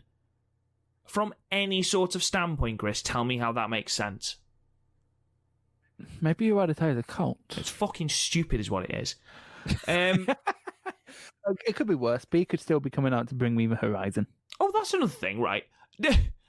How abrasive is Saki's music? It's fucking horrible. I know. It's like when I attempt to do Goto's face. Yeah, it was brutal. I was like, oh my god, stop. Aside from that, I genuinely quite enjoyed this match. Much as I've ranted about it, quite enjoyed it. It was just that thing really wound me up as we got towards the end. I gave it 6. Everything. Fuck everything. But you know what? It was fine. I didn't write a rating down. I didn't feel enough in this match to bother rating it. It was a nice little way to waste 7 minutes. I've done worse things for 7 minutes. So, what do you mean? What could I possibly be talking about? Oh, you dirty bastard! This is a PG podcast. No, I was just going to say, both of us have said the word cunt in this podcast. Yeah, to be fair, I imagine like American viewers are like really shocked at how often we use the word cunt when, like, especially up here. It's just half the time when someone says cunt, it's a warning that a verb is about to happen. It's used as a warm greeting to a friend, to be honest, in Stoke. All right, my cunt. Yeah, like, cunt is such a versatile word. No one says this enough, but like, it can mean enemy, it can mean best friend. Oh yeah. It like. Sometimes we just put like id or ing at the end of things up here. Like, oh, I'm cunted means I'm really tired. It's part of our vernacular. Yes. Anyway, match 3 then. Saw the Queen's Quest 3-way, which was originally supposed to be a Queen's Quest tag team match, but Azumi was out. They did mention an injury, which I do think she limped after she came off the ropes in that main event that we've just spoken about, so I think it might have been that. Nothing confirmed, obviously. But Momo Watanabe defeated Sayaka Mitani and Utami at 11 minutes and 41 seconds with the Peach Sunrise. We talked about, Chris, Utami dropping Julia on her head. What about Saya spiking herself forehead first whilst attempting to reverse a B driver? Was that more uncomfortable to watch? Because it was for me. That was quite uncomfortable. It's weird because, like, we ended up getting on the subject in the Discord earlier. Was like, what was the worst botch of this series of shows? and I was like, oh, it must have been the Utami and Julia thing, but I hadn't seen this match yet. And then I forget who mentioned it, but someone mentioned it. I'm like, it can't be that bad. And then it got to this. I'm like, oh my god! It's like, you know, those botched Styles clashes from like between like 2015, basically for the like 2 or 3 years after he left TNA but hadn't went to WWE. Yeah. It was that kind of vibe, and we are so lucky that like we didn't have another Yoshitatsu situation here, because oh my god, I don't think we appreciate. Yeah, I agree with you completely. I don't think we appreciate just how lucky she was, because if Momo had gone down, if there had been any sort of force with it, she could have done some serious damage. But as it transpired, she got up. I think she was a little bit woozy, but you know, she was tremendously coherent considering the fact that she just twatted herself on the mat. How there was no more damage done, I've got no idea. It was a really, really awkward and just really uncomfortable looking bump. Yeah, I've walked into a shelf and not been able to do anything for days. That's a lie. I quite enjoyed this match. I thought it started a bit slowly, but you've got the 2 dueling storylines, which I thought they did very well, considering, again, this was supposed to be a tag match. You've got sort of the overarching storyline of Momo versus Utami, but then you've got that undercurrent of every time Queen's Quest do something, Sayaka Mitani feels an inherent need to prove herself, and this match was no different. Like, Utami and Momo would just dismiss Saya entirely, just, you know, would completely ignore her, and she would have to interject herself into exchanges. And then progressively, as we got further into the match accelerated, and then we built to what was a very, very, very good closing, aside from that horrendous botch, a really good closing sequence that saw Momo win. I put in my notes for this, Sayaka Mitani is like a kid who does a dance when his parents are arguing. Just wants everyone to get along. Yeah, it's like, just we started doing that, we're just there going, I don't know, what's a song that kids sing? What do the kids like nowadays? Dance Monkey? I don't know, Baby Shark? I don't know. Dance for me, dance for me, dance for me, oh. Okay. Thing is, I think I wouldn't hate that song if her voice wasn't so overly produced. I didn't. Yeah, it's not even like overly produced, because she actually sounds like that. I looked it up. It's just, I don't know what it is about that voice. It's just, it sounds like she's singing through a fan. What? It doesn't actually sound like that at all. No, it doesn't at all. Have you ever sang through a fan? I used to do Darth Vader Dalek impressions. They're the best thing to do through the fan. But yeah, I don't know. It's a weird voice. Wait, we've gone off track, haven't we? Yeah, this match was really good, really fluid. We did the triple threat thing where they pair people off a while, and I'm not always mad on that. But at the end of the day, we have a story to tell, so it's a functional decision. I do get that. But considering again, yeah, this would be changed in a day's notice, probably. So, like, considering we threw that together so fast, impressive. So, fun stuff here. I gave it a 7, Chris. Yeah, I give it a 7. I might give it an 8 if Saya didn't almost get necked. Horrible. We move on then. Another 6-woman tag with Mayu, Starlight Kid, and Saida defeating the Cosmic Angels. Cosmic Angels' first loss at 13 minutes and 43 seconds with the Kichan bomb. Now, this was fire. This was easily the best match of these 4 shows. Really, really enjoyable. There was a real heat, a real hatred, and a real sense of betrayal that just underpinned everything that especially Mayu, Starlight, Saya, and Tam did. Because to begin with, like, you've got Unagi trying to assert herself by trying to challenge Starlight, trying to make a name for herself. And then you got Starlight literally dismissing her. Fuck off, got no time for you whatsoever. And then starts on Tam Nakano. Tam does this, I think she did the double knees, and ended up landing on Starlight's throat. And you can see Starlight getting visibly pissed off with that and started adding a little bit to a move. She kicked her in the face during a kick out, and that was not by accident. And just everything that the Stars team did to Tam especially had an added layer of fuck you. And it was great. You've got Mayu's kicks, you've got Starlight's chops, Starlight's kicks, you've got Sayurida's machine gun chops in the corner where you can feel the proper hatred in every single one. And it's great.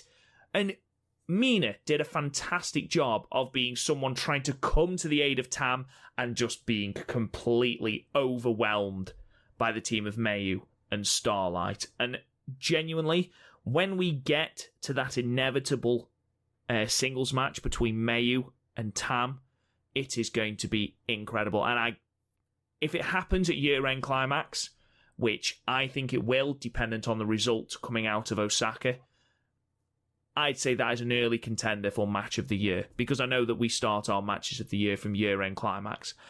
I genuinely feel that if that match takes place then, it's going to be a match of the year contender, because the fire and the momentum coming off of this match, it's the match I'm most looking forward to in the Osaka show. And when you consider we've got a double title match and the red belt match between Utami and Momo, I am really pumped for this Stars match. But they've managed to build a lot of heat in a very short amount of time, and most of the heat's basically coming from Tam suddenly decided to be a dick about everything. Absolutely. Have you seen the Twitter exchanges between Mayu and Tam? I don't do Twitter. No, I know.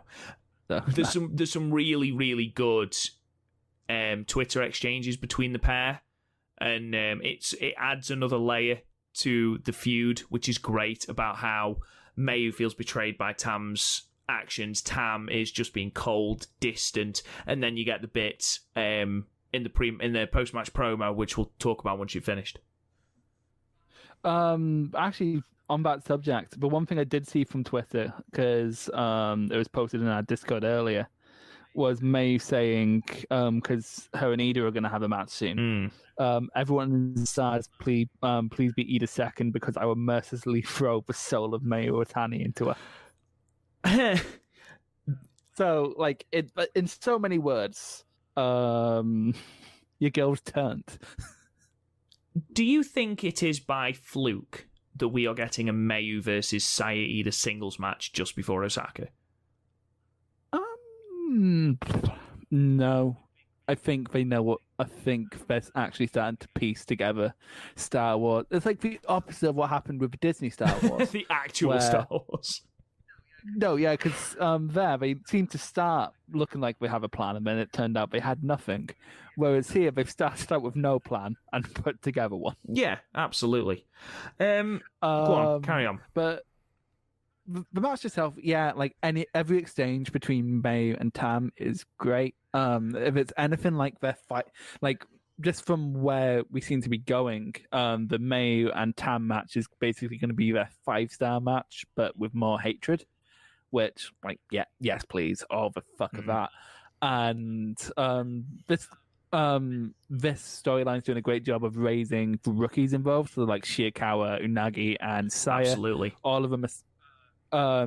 They're mostly stepping up to the occasion. As we said earlier, Unagi's sort of struggling a bit, but she is being posted way the fuck above her station, and I think she knows it. So I think she'll eventually mold into whatever her role will be. Just Yeah, and there's so many little things like Suri, who's going to get her in the divorce, and Starlight Kid suddenly getting delusions of grandeur. Yeah, she seems to be posted at the moment as Star's resident spokeswoman. She's the one that starts all the promos. She's the one that sort of leads them in what they're saying. Mayu seems to have taken very much a back seat. And yeah, May's just sort of standing there in promos looking like my sister when I get control of the aux cable. And Tam actually references that in the post-match promo. Yeah, called it was mascot. The Stars wasn't it? mascot. You are more than just the Stars mascot. Or you've proved that you're more than just the Stars mascot. But then Mayu decided to cut a fucking pipe bomb. Yeah, Mayu decides to cut the real shit into it. Walks forward. So you want to be heel now? It's like, like those promos from like John Cena against Roman Reigns, where John Cena clearly just didn't give a fuck, so he just said whatever. That's what this was like. It's like all the breaking of the 4-4. It's like, you want to be heel now? That's what's happening here. It's like, okay. Like it came out of nowhere because that never happens, does it? But always like even like the Jungle Tora stuff from earlier in the year, Jungle was like kayfabing the whole thing, but like here, he's just like suddenly using insider terms. It's like Vince Russo was drafted in to write her promo. I must admit, I was down for the promo though. You could feel the realism in what she was saying. What do you think about all this? I mean, it seems to be stemming all of this from the fact that Mayu consistently picks Starlight ahead of Tam. That seems to be the genesis of Tam leaving. I have a theory. What is your theory? I have a theory that this storyline was pegged in from the beginning. This was going to be Arisa. Because this kind of thing was going on when Arisa first came in last year. So Arisa will be taking the place of Starlight. Yeah. Right. That would make sense. That would make sense. Because that's sort of what happened when Arisa first came in. That's why her and Tam fought. And then it would seem like a natural evolution of that storyline. So yeah. I have a feeling it's something like that. I wouldn't be surprised if I'm talking completely out my ass, because I am. But it just feels like that's what it was meant to be. This is still good. I'm still digging this. I was just going to say, it's not like they've shoehorned someone completely random in, because Mayu and Starlight do have that very, very close relationship. Yeah, because they just tagged in Tag League as well. Exactly. And they tagged in the Tag League the year before, didn't they? And also, it's not like Starlight Kid hasn't been in the position of starting these promos. She's actually, before this, normally one who started the promo. So, like, it's not a mad insertion. It's just, it's just something I thought of while I was watching these promos. The biggest problem with this is the fact that Tam's surrounded by two people who take falls a lot.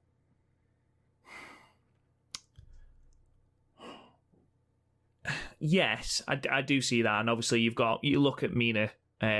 She lost the singles match the night before, or the show before, to Saya Kamatani, which sort of shows you where she is on the totem pole. And then Unagi took the pinfall here to Starlight Kid, so shows where she is on the totem pole. So yes, it certainly. I don't think it damages the credibility. I think. No, but I think Pat in storyline is sort of like Tam's picked rookie, so she's the clear leader kind of thing. I think that, yes. Definitely that. But as well, I think she wants people around her who will always choose her. Always. who also they need to have worked for TJPW in the past year. Yeah, be rookies. They need to be over 30. Yeah. They need to be about 5 inches taller. There's a lot of caveats to get into Tam's club. Not that she has a type or anything, but I do think there's a reason for all of this. And honestly, like I say, it's the match that I am most looking forward to in the Osaka Dream card. I gave this match 8 stars. I loved all of the drama. It was easily the best match of the run of shows, Chris. I'm feeling an 8 on this one, yeah. It was a very solid match. If you're going to watch just one show out of any of these, make it this one. Oh, yeah, definitely. This match was enjoyable pretty much from the word go. Right up to the main event, which we're going to talk about now. Match 5, the DDM Civil War with Suri and Micah defeating Julia and Himeka at 19 minutes and 28 seconds. Suri submitting Himeka with the Suzuka. Chris, what did you think about this match? DDM, I think, are one of the best factions at Civil Wars because they've had a surprising amount of matches against each other, considering they've not even been around for a year yet. Like, they all fought each other in the Cinderella. They fought each other in the 5-star. They've had a few tag matches against each other. So they just work really well together somehow. It's a case of proving themselves against each other, isn't it? Yeah, because that's the thing. When Stars and Queen's Quest have been infighting recently, it feels like we're about to fall apart. When DDM fight each other, it seems more of a mutual thing. It seems like, okay, cool, let's see who's best. They really did bash you over the head with that as well, because you had the handshake at the start, you had the promo at the end, where it wasn't about, I'm going to win. You know, you had a little bit of that, obviously, it's a title match. But post-match, it was all about how we should be the main event. We are going to have the greatest match, aren't we? And then they fist bumped. There is the inherent sort of competitive nature with a title match that you're always going to get, but it wasn't a case of being overblown. They weren't confronting each other in the same way that Momo and Utami would be. So I do quite like that. It is a case of, right, let's prove ourselves against each other. You know, we know we're 4 of the strongest talents in Stardom. Let's prove it to everyone else. And I think that's an interesting dynamic as well. And it'll be interesting to see how they lay out that match on the 20th of December. Because in all honesty, I know that we hate time limit draws, but it's a double title match. I do see it being a time limit draw. I don't even, again, the thought of a time limit draw on a title match is so alien to me in the year and a half now I've been watching Stardom, but I don't even know what the time limit for Stardom matches are. Is it 45 minutes? That feels about right. This every single podcast. We never get an answer. We will keep asking it until one of you fuckers answer us. What Chris is trying to say is, people in the Discord or on Twitter, would you please tell us what the time limit is for championships, please? Because he's just expressed it like an absolute fucking idiot. Stop trying to censor me, God. But yeah, do you think we'll have a clear winner in that match? Yeah, I think Suri isn't actually completely out of the realms of possibility because, like you said, it looks like they want to move Julia to the red belt scene at some point. And also, I think this is the key one. Suri has a win to get back over Julia from the Cinderella. True, but you did talk about faction order. You know, establishing that clear order, and Suri is the number 2 of DDM. The leader is Julia. Yeah, but we did that last year when Momo faced B, and B still beat Momo. So, yeah, true. On that bigger stage, though, why ever not? If you want to establish someone like Suri, and also I don't know who you'd have going after Julia now. Everyone else is kind of tied up right now, aren't they? Or at least everyone else you'd have going for the title at End Year Climax. Yeah, because you do need a challenger at the year-end climax. It's, one of the biggest shows of the year, so you are going to have most, if not all, of the titles on the line. So, yeah, and when you look at Mayu and Tam, they're tied up with each other. Queen's Quest is sort of tied up in this little civil war. Oedo Tai should not be anywhere near any of these top belts right now. So, who sort of left? Because DDMs also all faced each other as well. So, okay, well, maybe Konami, but we've had that. So if you want Konami, I think the best way to do it is have Suri take the belt and then somehow get Konami in there and have a pin in a tag match or something. Again, though, I mean, let's face it, the match that her and Julia had at Sendai Cinderella was divisive, to say the least. No, that's why I'm saying Suri should win, so we don't need to watch that I know, match. but what I'm saying is you've just had Konami Challenge literally last month. Do you really want to have that again when there are other challenges? Yeah, fuck it. Bring in Jun Akiyama. I want to see Jun Akiyama take on Makes Julia. perfect sense. I feel like we've danced around this match.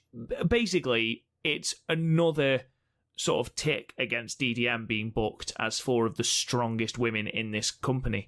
Like, all 4 women felt like bona fide superstars. And when you consider that Maika and Himika have, compared to Suri, certainly, very limited experience, they all come across as absolute superstars. All of their interactions were great. The power moves were impactful. They knew each other's games inside and out. And Himika submitted to Suri here.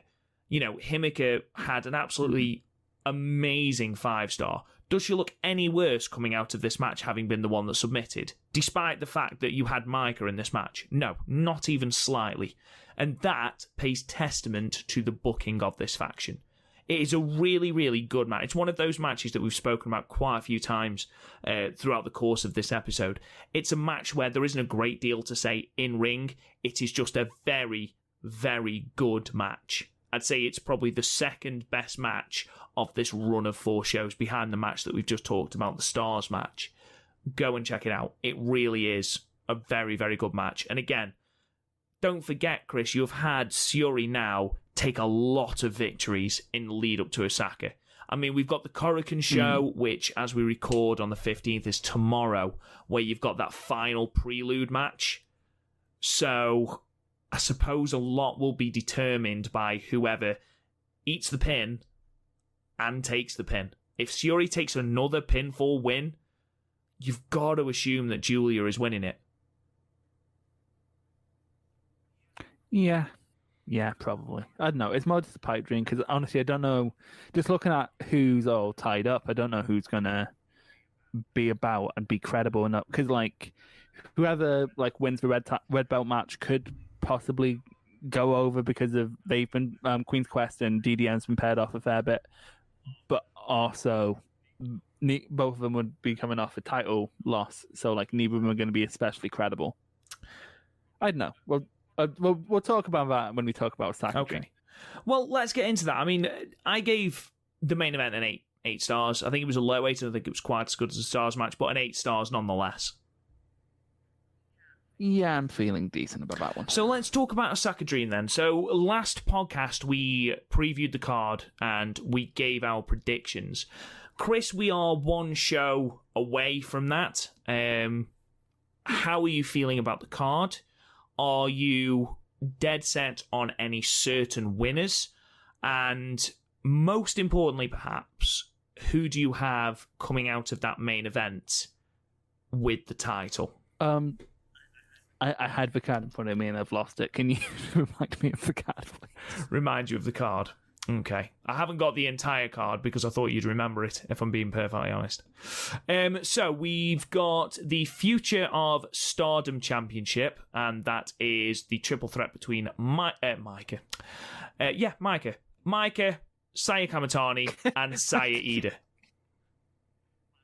Maika. Wait, no, not Maika. Wait, yeah. It was Maika. What am I talking about? Who do you think is coming out of that one with the victory? Is there anything you want to add? Again, this seems like I've never seen Future of Stardom title defended this fucking much. Like, this seems like another token one. I would keep it on Maika if you want to keep that. Keep the token on her because right now, Saya has the tag belt as her token belt, and then I don't think Ida's really in the place where she needs a belt to remind everyone that she's being pushed. So I think that's just being kept on Maika. Okay. Do you want me to go through all of the matches or simply the title matches? Just the important ones. Whatever you deem important. I'll just go through all of the cards. You don't have to give me predictions. I'll just ask for predictions regarding the title matches. So we've got that opening. We've then got Natsukatora and Konami versus Ruaka and Riho. We don't need to talk about that. Bea Priestley and Saki Kashima taking on Natsupoi and Himika. Again, we don't need to talk about that. It's a throwaway tag. We've then got the High Speed Championship match between Azumi and Mei Hoshizuki from Marvelous. Do we both think Azumi here? Yeah, although I would love to see that surprise win, because I've been delving into one of the lovely guys in our Discord sent us a wee playlist of her best matches, because to be fair, I did ask for it a couple of podcasts back, and I was watching some of them. So good. Drop kicks for days. Drop kicks for fucking days. Yeah, thank you, Valkic. She is tremendous. I think you did mention last podcast about the potential shock and then winning it back at an Assemble show. That could happen. I mean, we've got wrestlers wrestling in different promotions. I mean, you've got Starlight Kid doing singles matches in Diana. Yeah, and is it in the top? But no, that's a poor taste joke. I'm yeah, you are. Don't. But yeah, like if you're gonna do that kind of thing with any belt, the high speed belt is probably the best one to do it with. You don't want your white belt or your red belt off of TV for a few months. You're not New Japan, so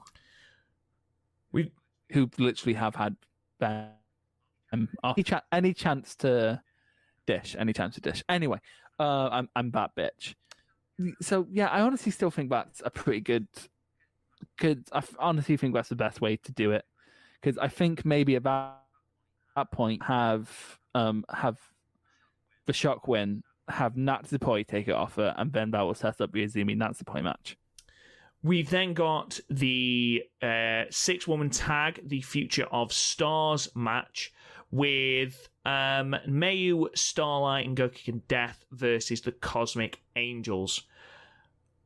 Where do you I imagine we're going to find out a little bit more about the stipulations of this match, what it actually entails for this group. War games. Which would be incredible. I would love to see that. Everything that this match entails, I imagine we're going to see in the Korakuen show on the 16th, leading up to this show. What do you think? You've had a few more matches to have a look at sort of the lay of the land in terms of these two teams. What do you think we are going to see? Do you think Stars are going to dissolve? Do you simply think that Tam, Mina, and Unagi are just going to split off and create their own faction? I mean, they seem to be that at the moment anyway. So do you see Tam calling Mayu's bluff and saying, right, okay, if you think you and Starlight are so strong, put the Future of Stars on the line?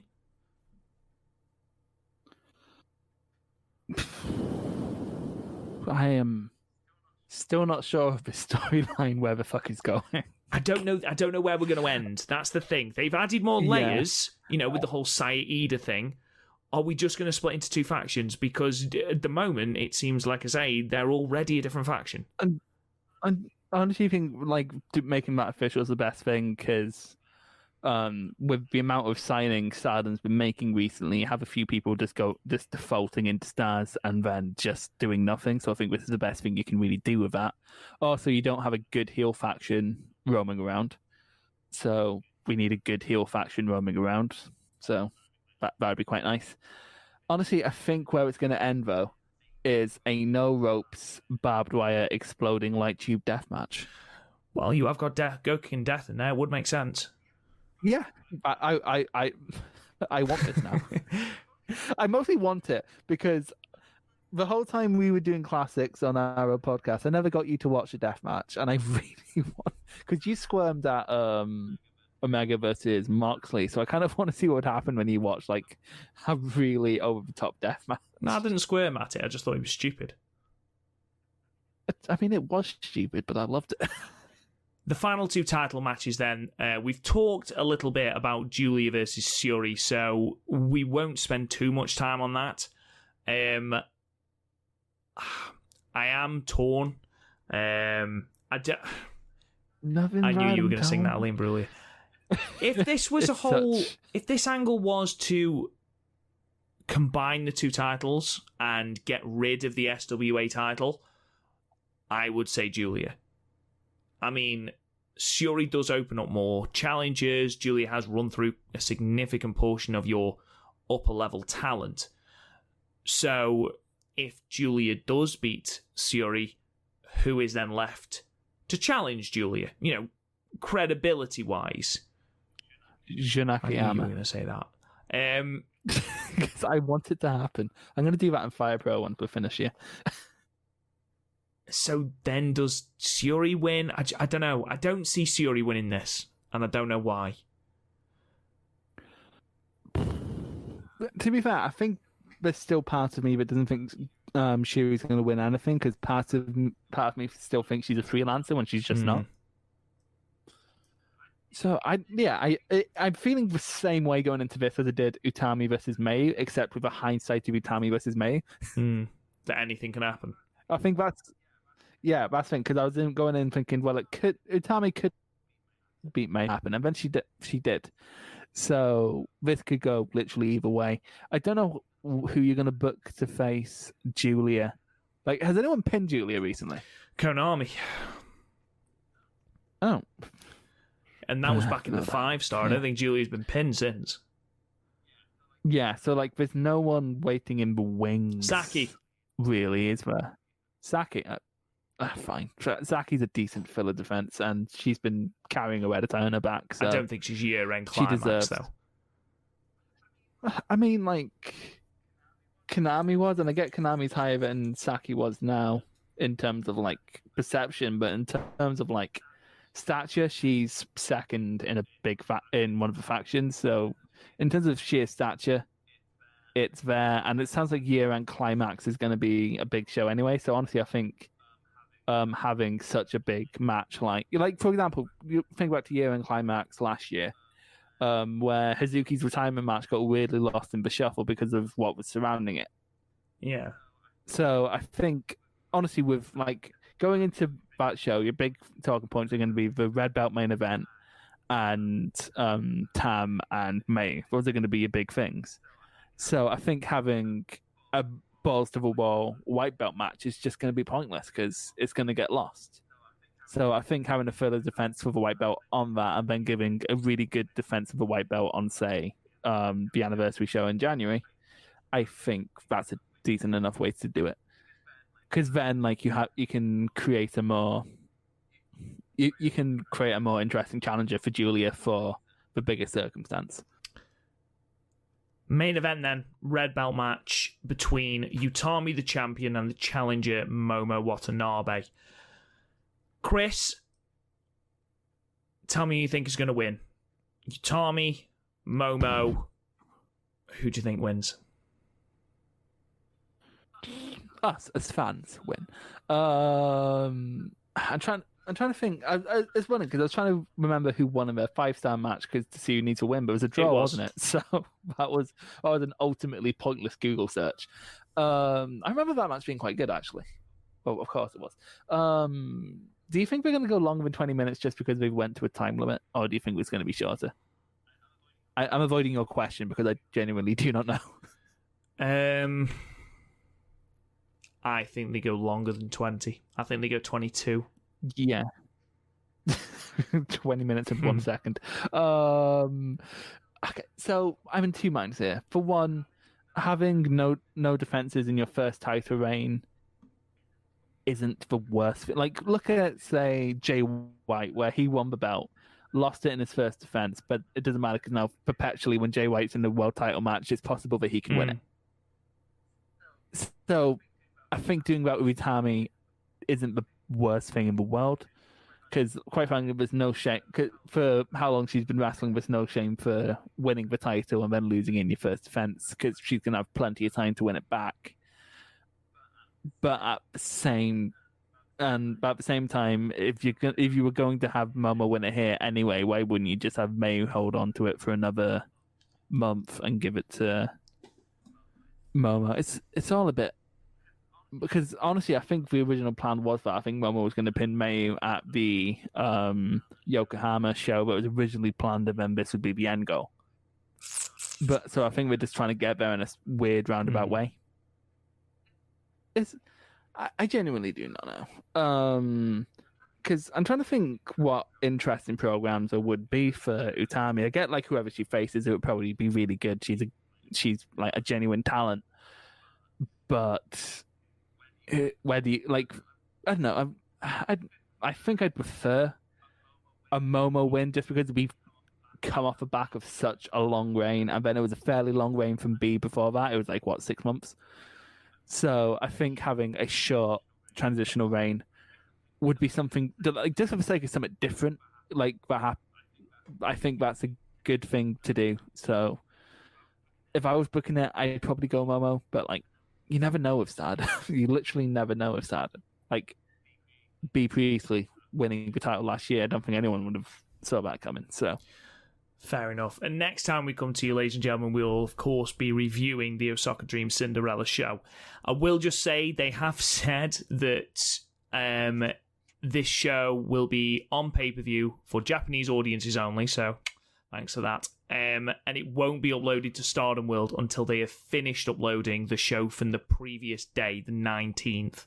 So we've put down that it's going to be the 23rd that we release our Osaka Dream Cinderella show. It's going to be a case of whenever it is uploaded. Obviously, we've got the Christmas period and everything. It might be after, who knows. We will get it out as soon as is humanly possible, basically. Yeah, and to be fair, imagine, like, we're definitely not going to record it Christmas Day. We have boundaries, but imagine just sitting there having Christmas dinner over Zoom because the world's falling apart. And then it's just like, sorry, I need to go. I have a podcast. I have a podcast about Japanese women's wrestling. Yeah, my parents would love that. No, every time it's actually really funny because I was talking to this girl on dinner and she was like, she was like, I'm thinking of starting a podcast. I'm like, oh, cool, I actually do one. And she's like, oh, what do you do it on? I'm like, do I give her the specific area or do I just say wrestling? Because if I said Japanese women's wrestling, I'm pretty sure she would never talk to me again. Like, that's something you save until you show. Like, to be fair, I'm crazy to begin with, but that's something you don't reveal straight away. Let's end with a couple of questions then, Chris. Just 2 questions for you, quick fire. So the first one is from Pete Davis on Twitter. He's just put, I think Starlight Kid has taken it to another level in the ring. She's always been quite confident talking to, etc. So what do you think her ceiling is? I don't know, because I'm trying to think if there's been masked wrestlers, like, not from Mexico in Stardom before. She's too young to really know straight away, but I think at the very least she's a contender. Yeah. Like, at the very, very least. And then time will tell if she's someone who we can trust with the belt. For the most part, I think Stardom will trust any lifers with the belt, and Starlight definitely seems one of those people.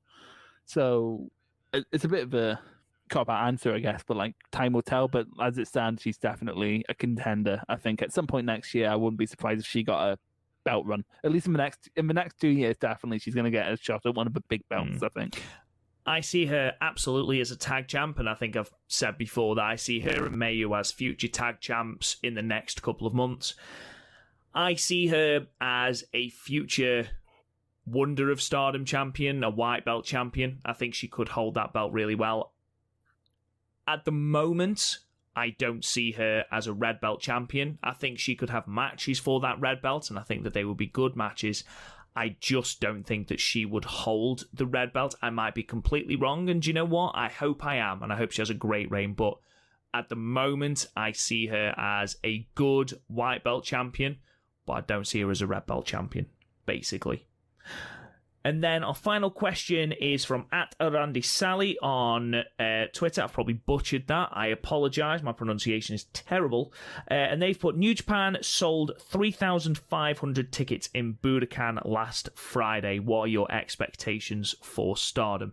So I'll go first on this, Chris. Obviously, it's difficult with COVID. You know, I'm going to preface everything we say on this question with it's difficult to say because of COVID. And obviously, we didn't draw tremendously well in Sendai. However, this is Tokyo. It's a market that Stardom are very familiar in, are very popular in. I don't think they will be aiming for 3,500 tickets. I don't think they would sell that, especially at the moment. I think if they can draw 2,000 tickets, something around that, they would consider that a success. Anything from 2,000 up to maybe 2,300, they would consider that a success.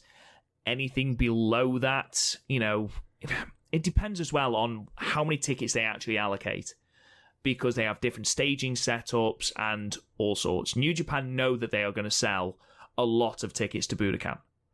Stardom, this is the first time they've ran Budokan. So if you're looking at it as pure numbers and not taking anything else into account, I would argue between 2,000 and 2,200, 300.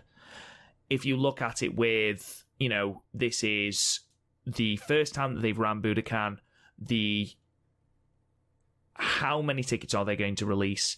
How ambitious are they going to be? What card are they going to put on?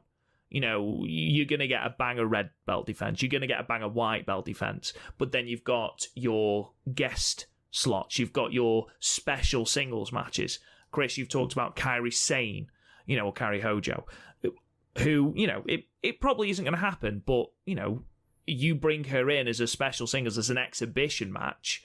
That's another big draw. Her return to Stardom. That's a massive draw.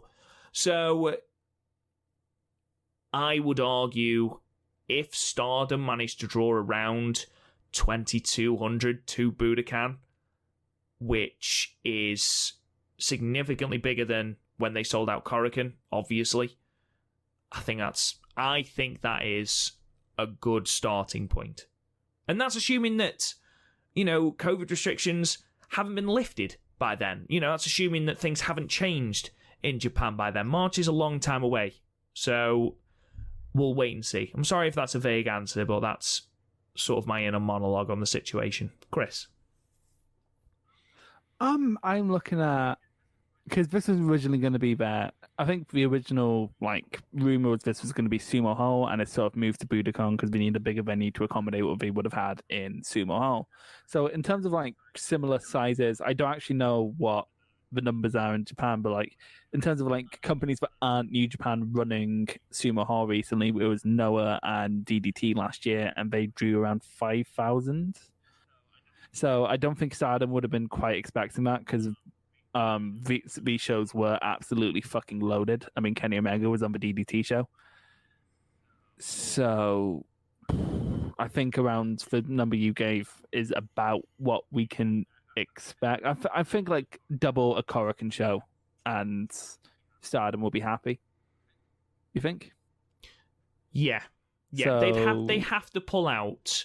I mean, it goes without saying that they have to pull out the card of a lifetime. Mm-hmm. I'm sure they will. To be honest, yeah. And they'll do the best with what they can get, because obviously, we don't know how many outsiders they'll be able to bring in just because of them being stuck in different countries. Apparently, I've forgotten her name now, but they're planning on. Hang on, I'm going to look up her name. Entertain the masses while I look up. I don't know what you're talking about, to be perfectly honest, mate. It's a former champion, and she shot on people, and it was a time. Hang on, it is Yoshiko. Okay. I think. I'm trying to scroll up the Discord because we were talking about her the other night, and she's. Have you heard about Stardom shoot? I have, yes, and I've seen it. It's horrific, isn't it? It's her, the blonde girl who did the shooting. She's rumored to be coming back for that. So they are pulling out people. So they're gonna.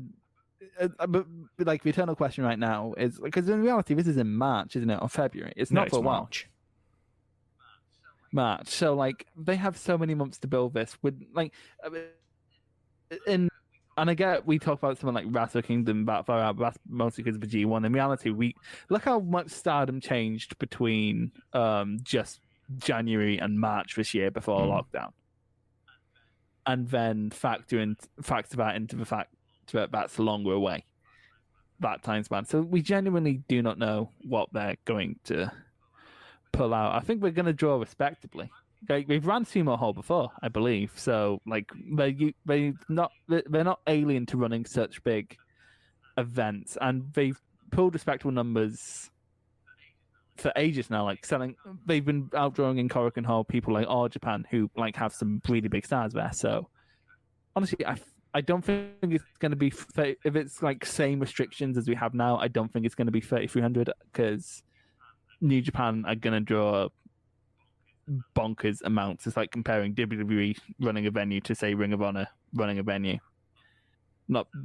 So I think it's going to be respectable numbers. It's not going to be New Japan numbers. I think we'd be insane to think it would be New Japan numbers, because you look at when DDT ran a big venue like that, they threw absolutely everything at the show, and it was 6 hours long. And for fuck's sake, but same with Noah. Like they brought in like Muta. They had their biggest feud headline it, and then they had something crazy like Taniguchi and Vegeta in the undercard.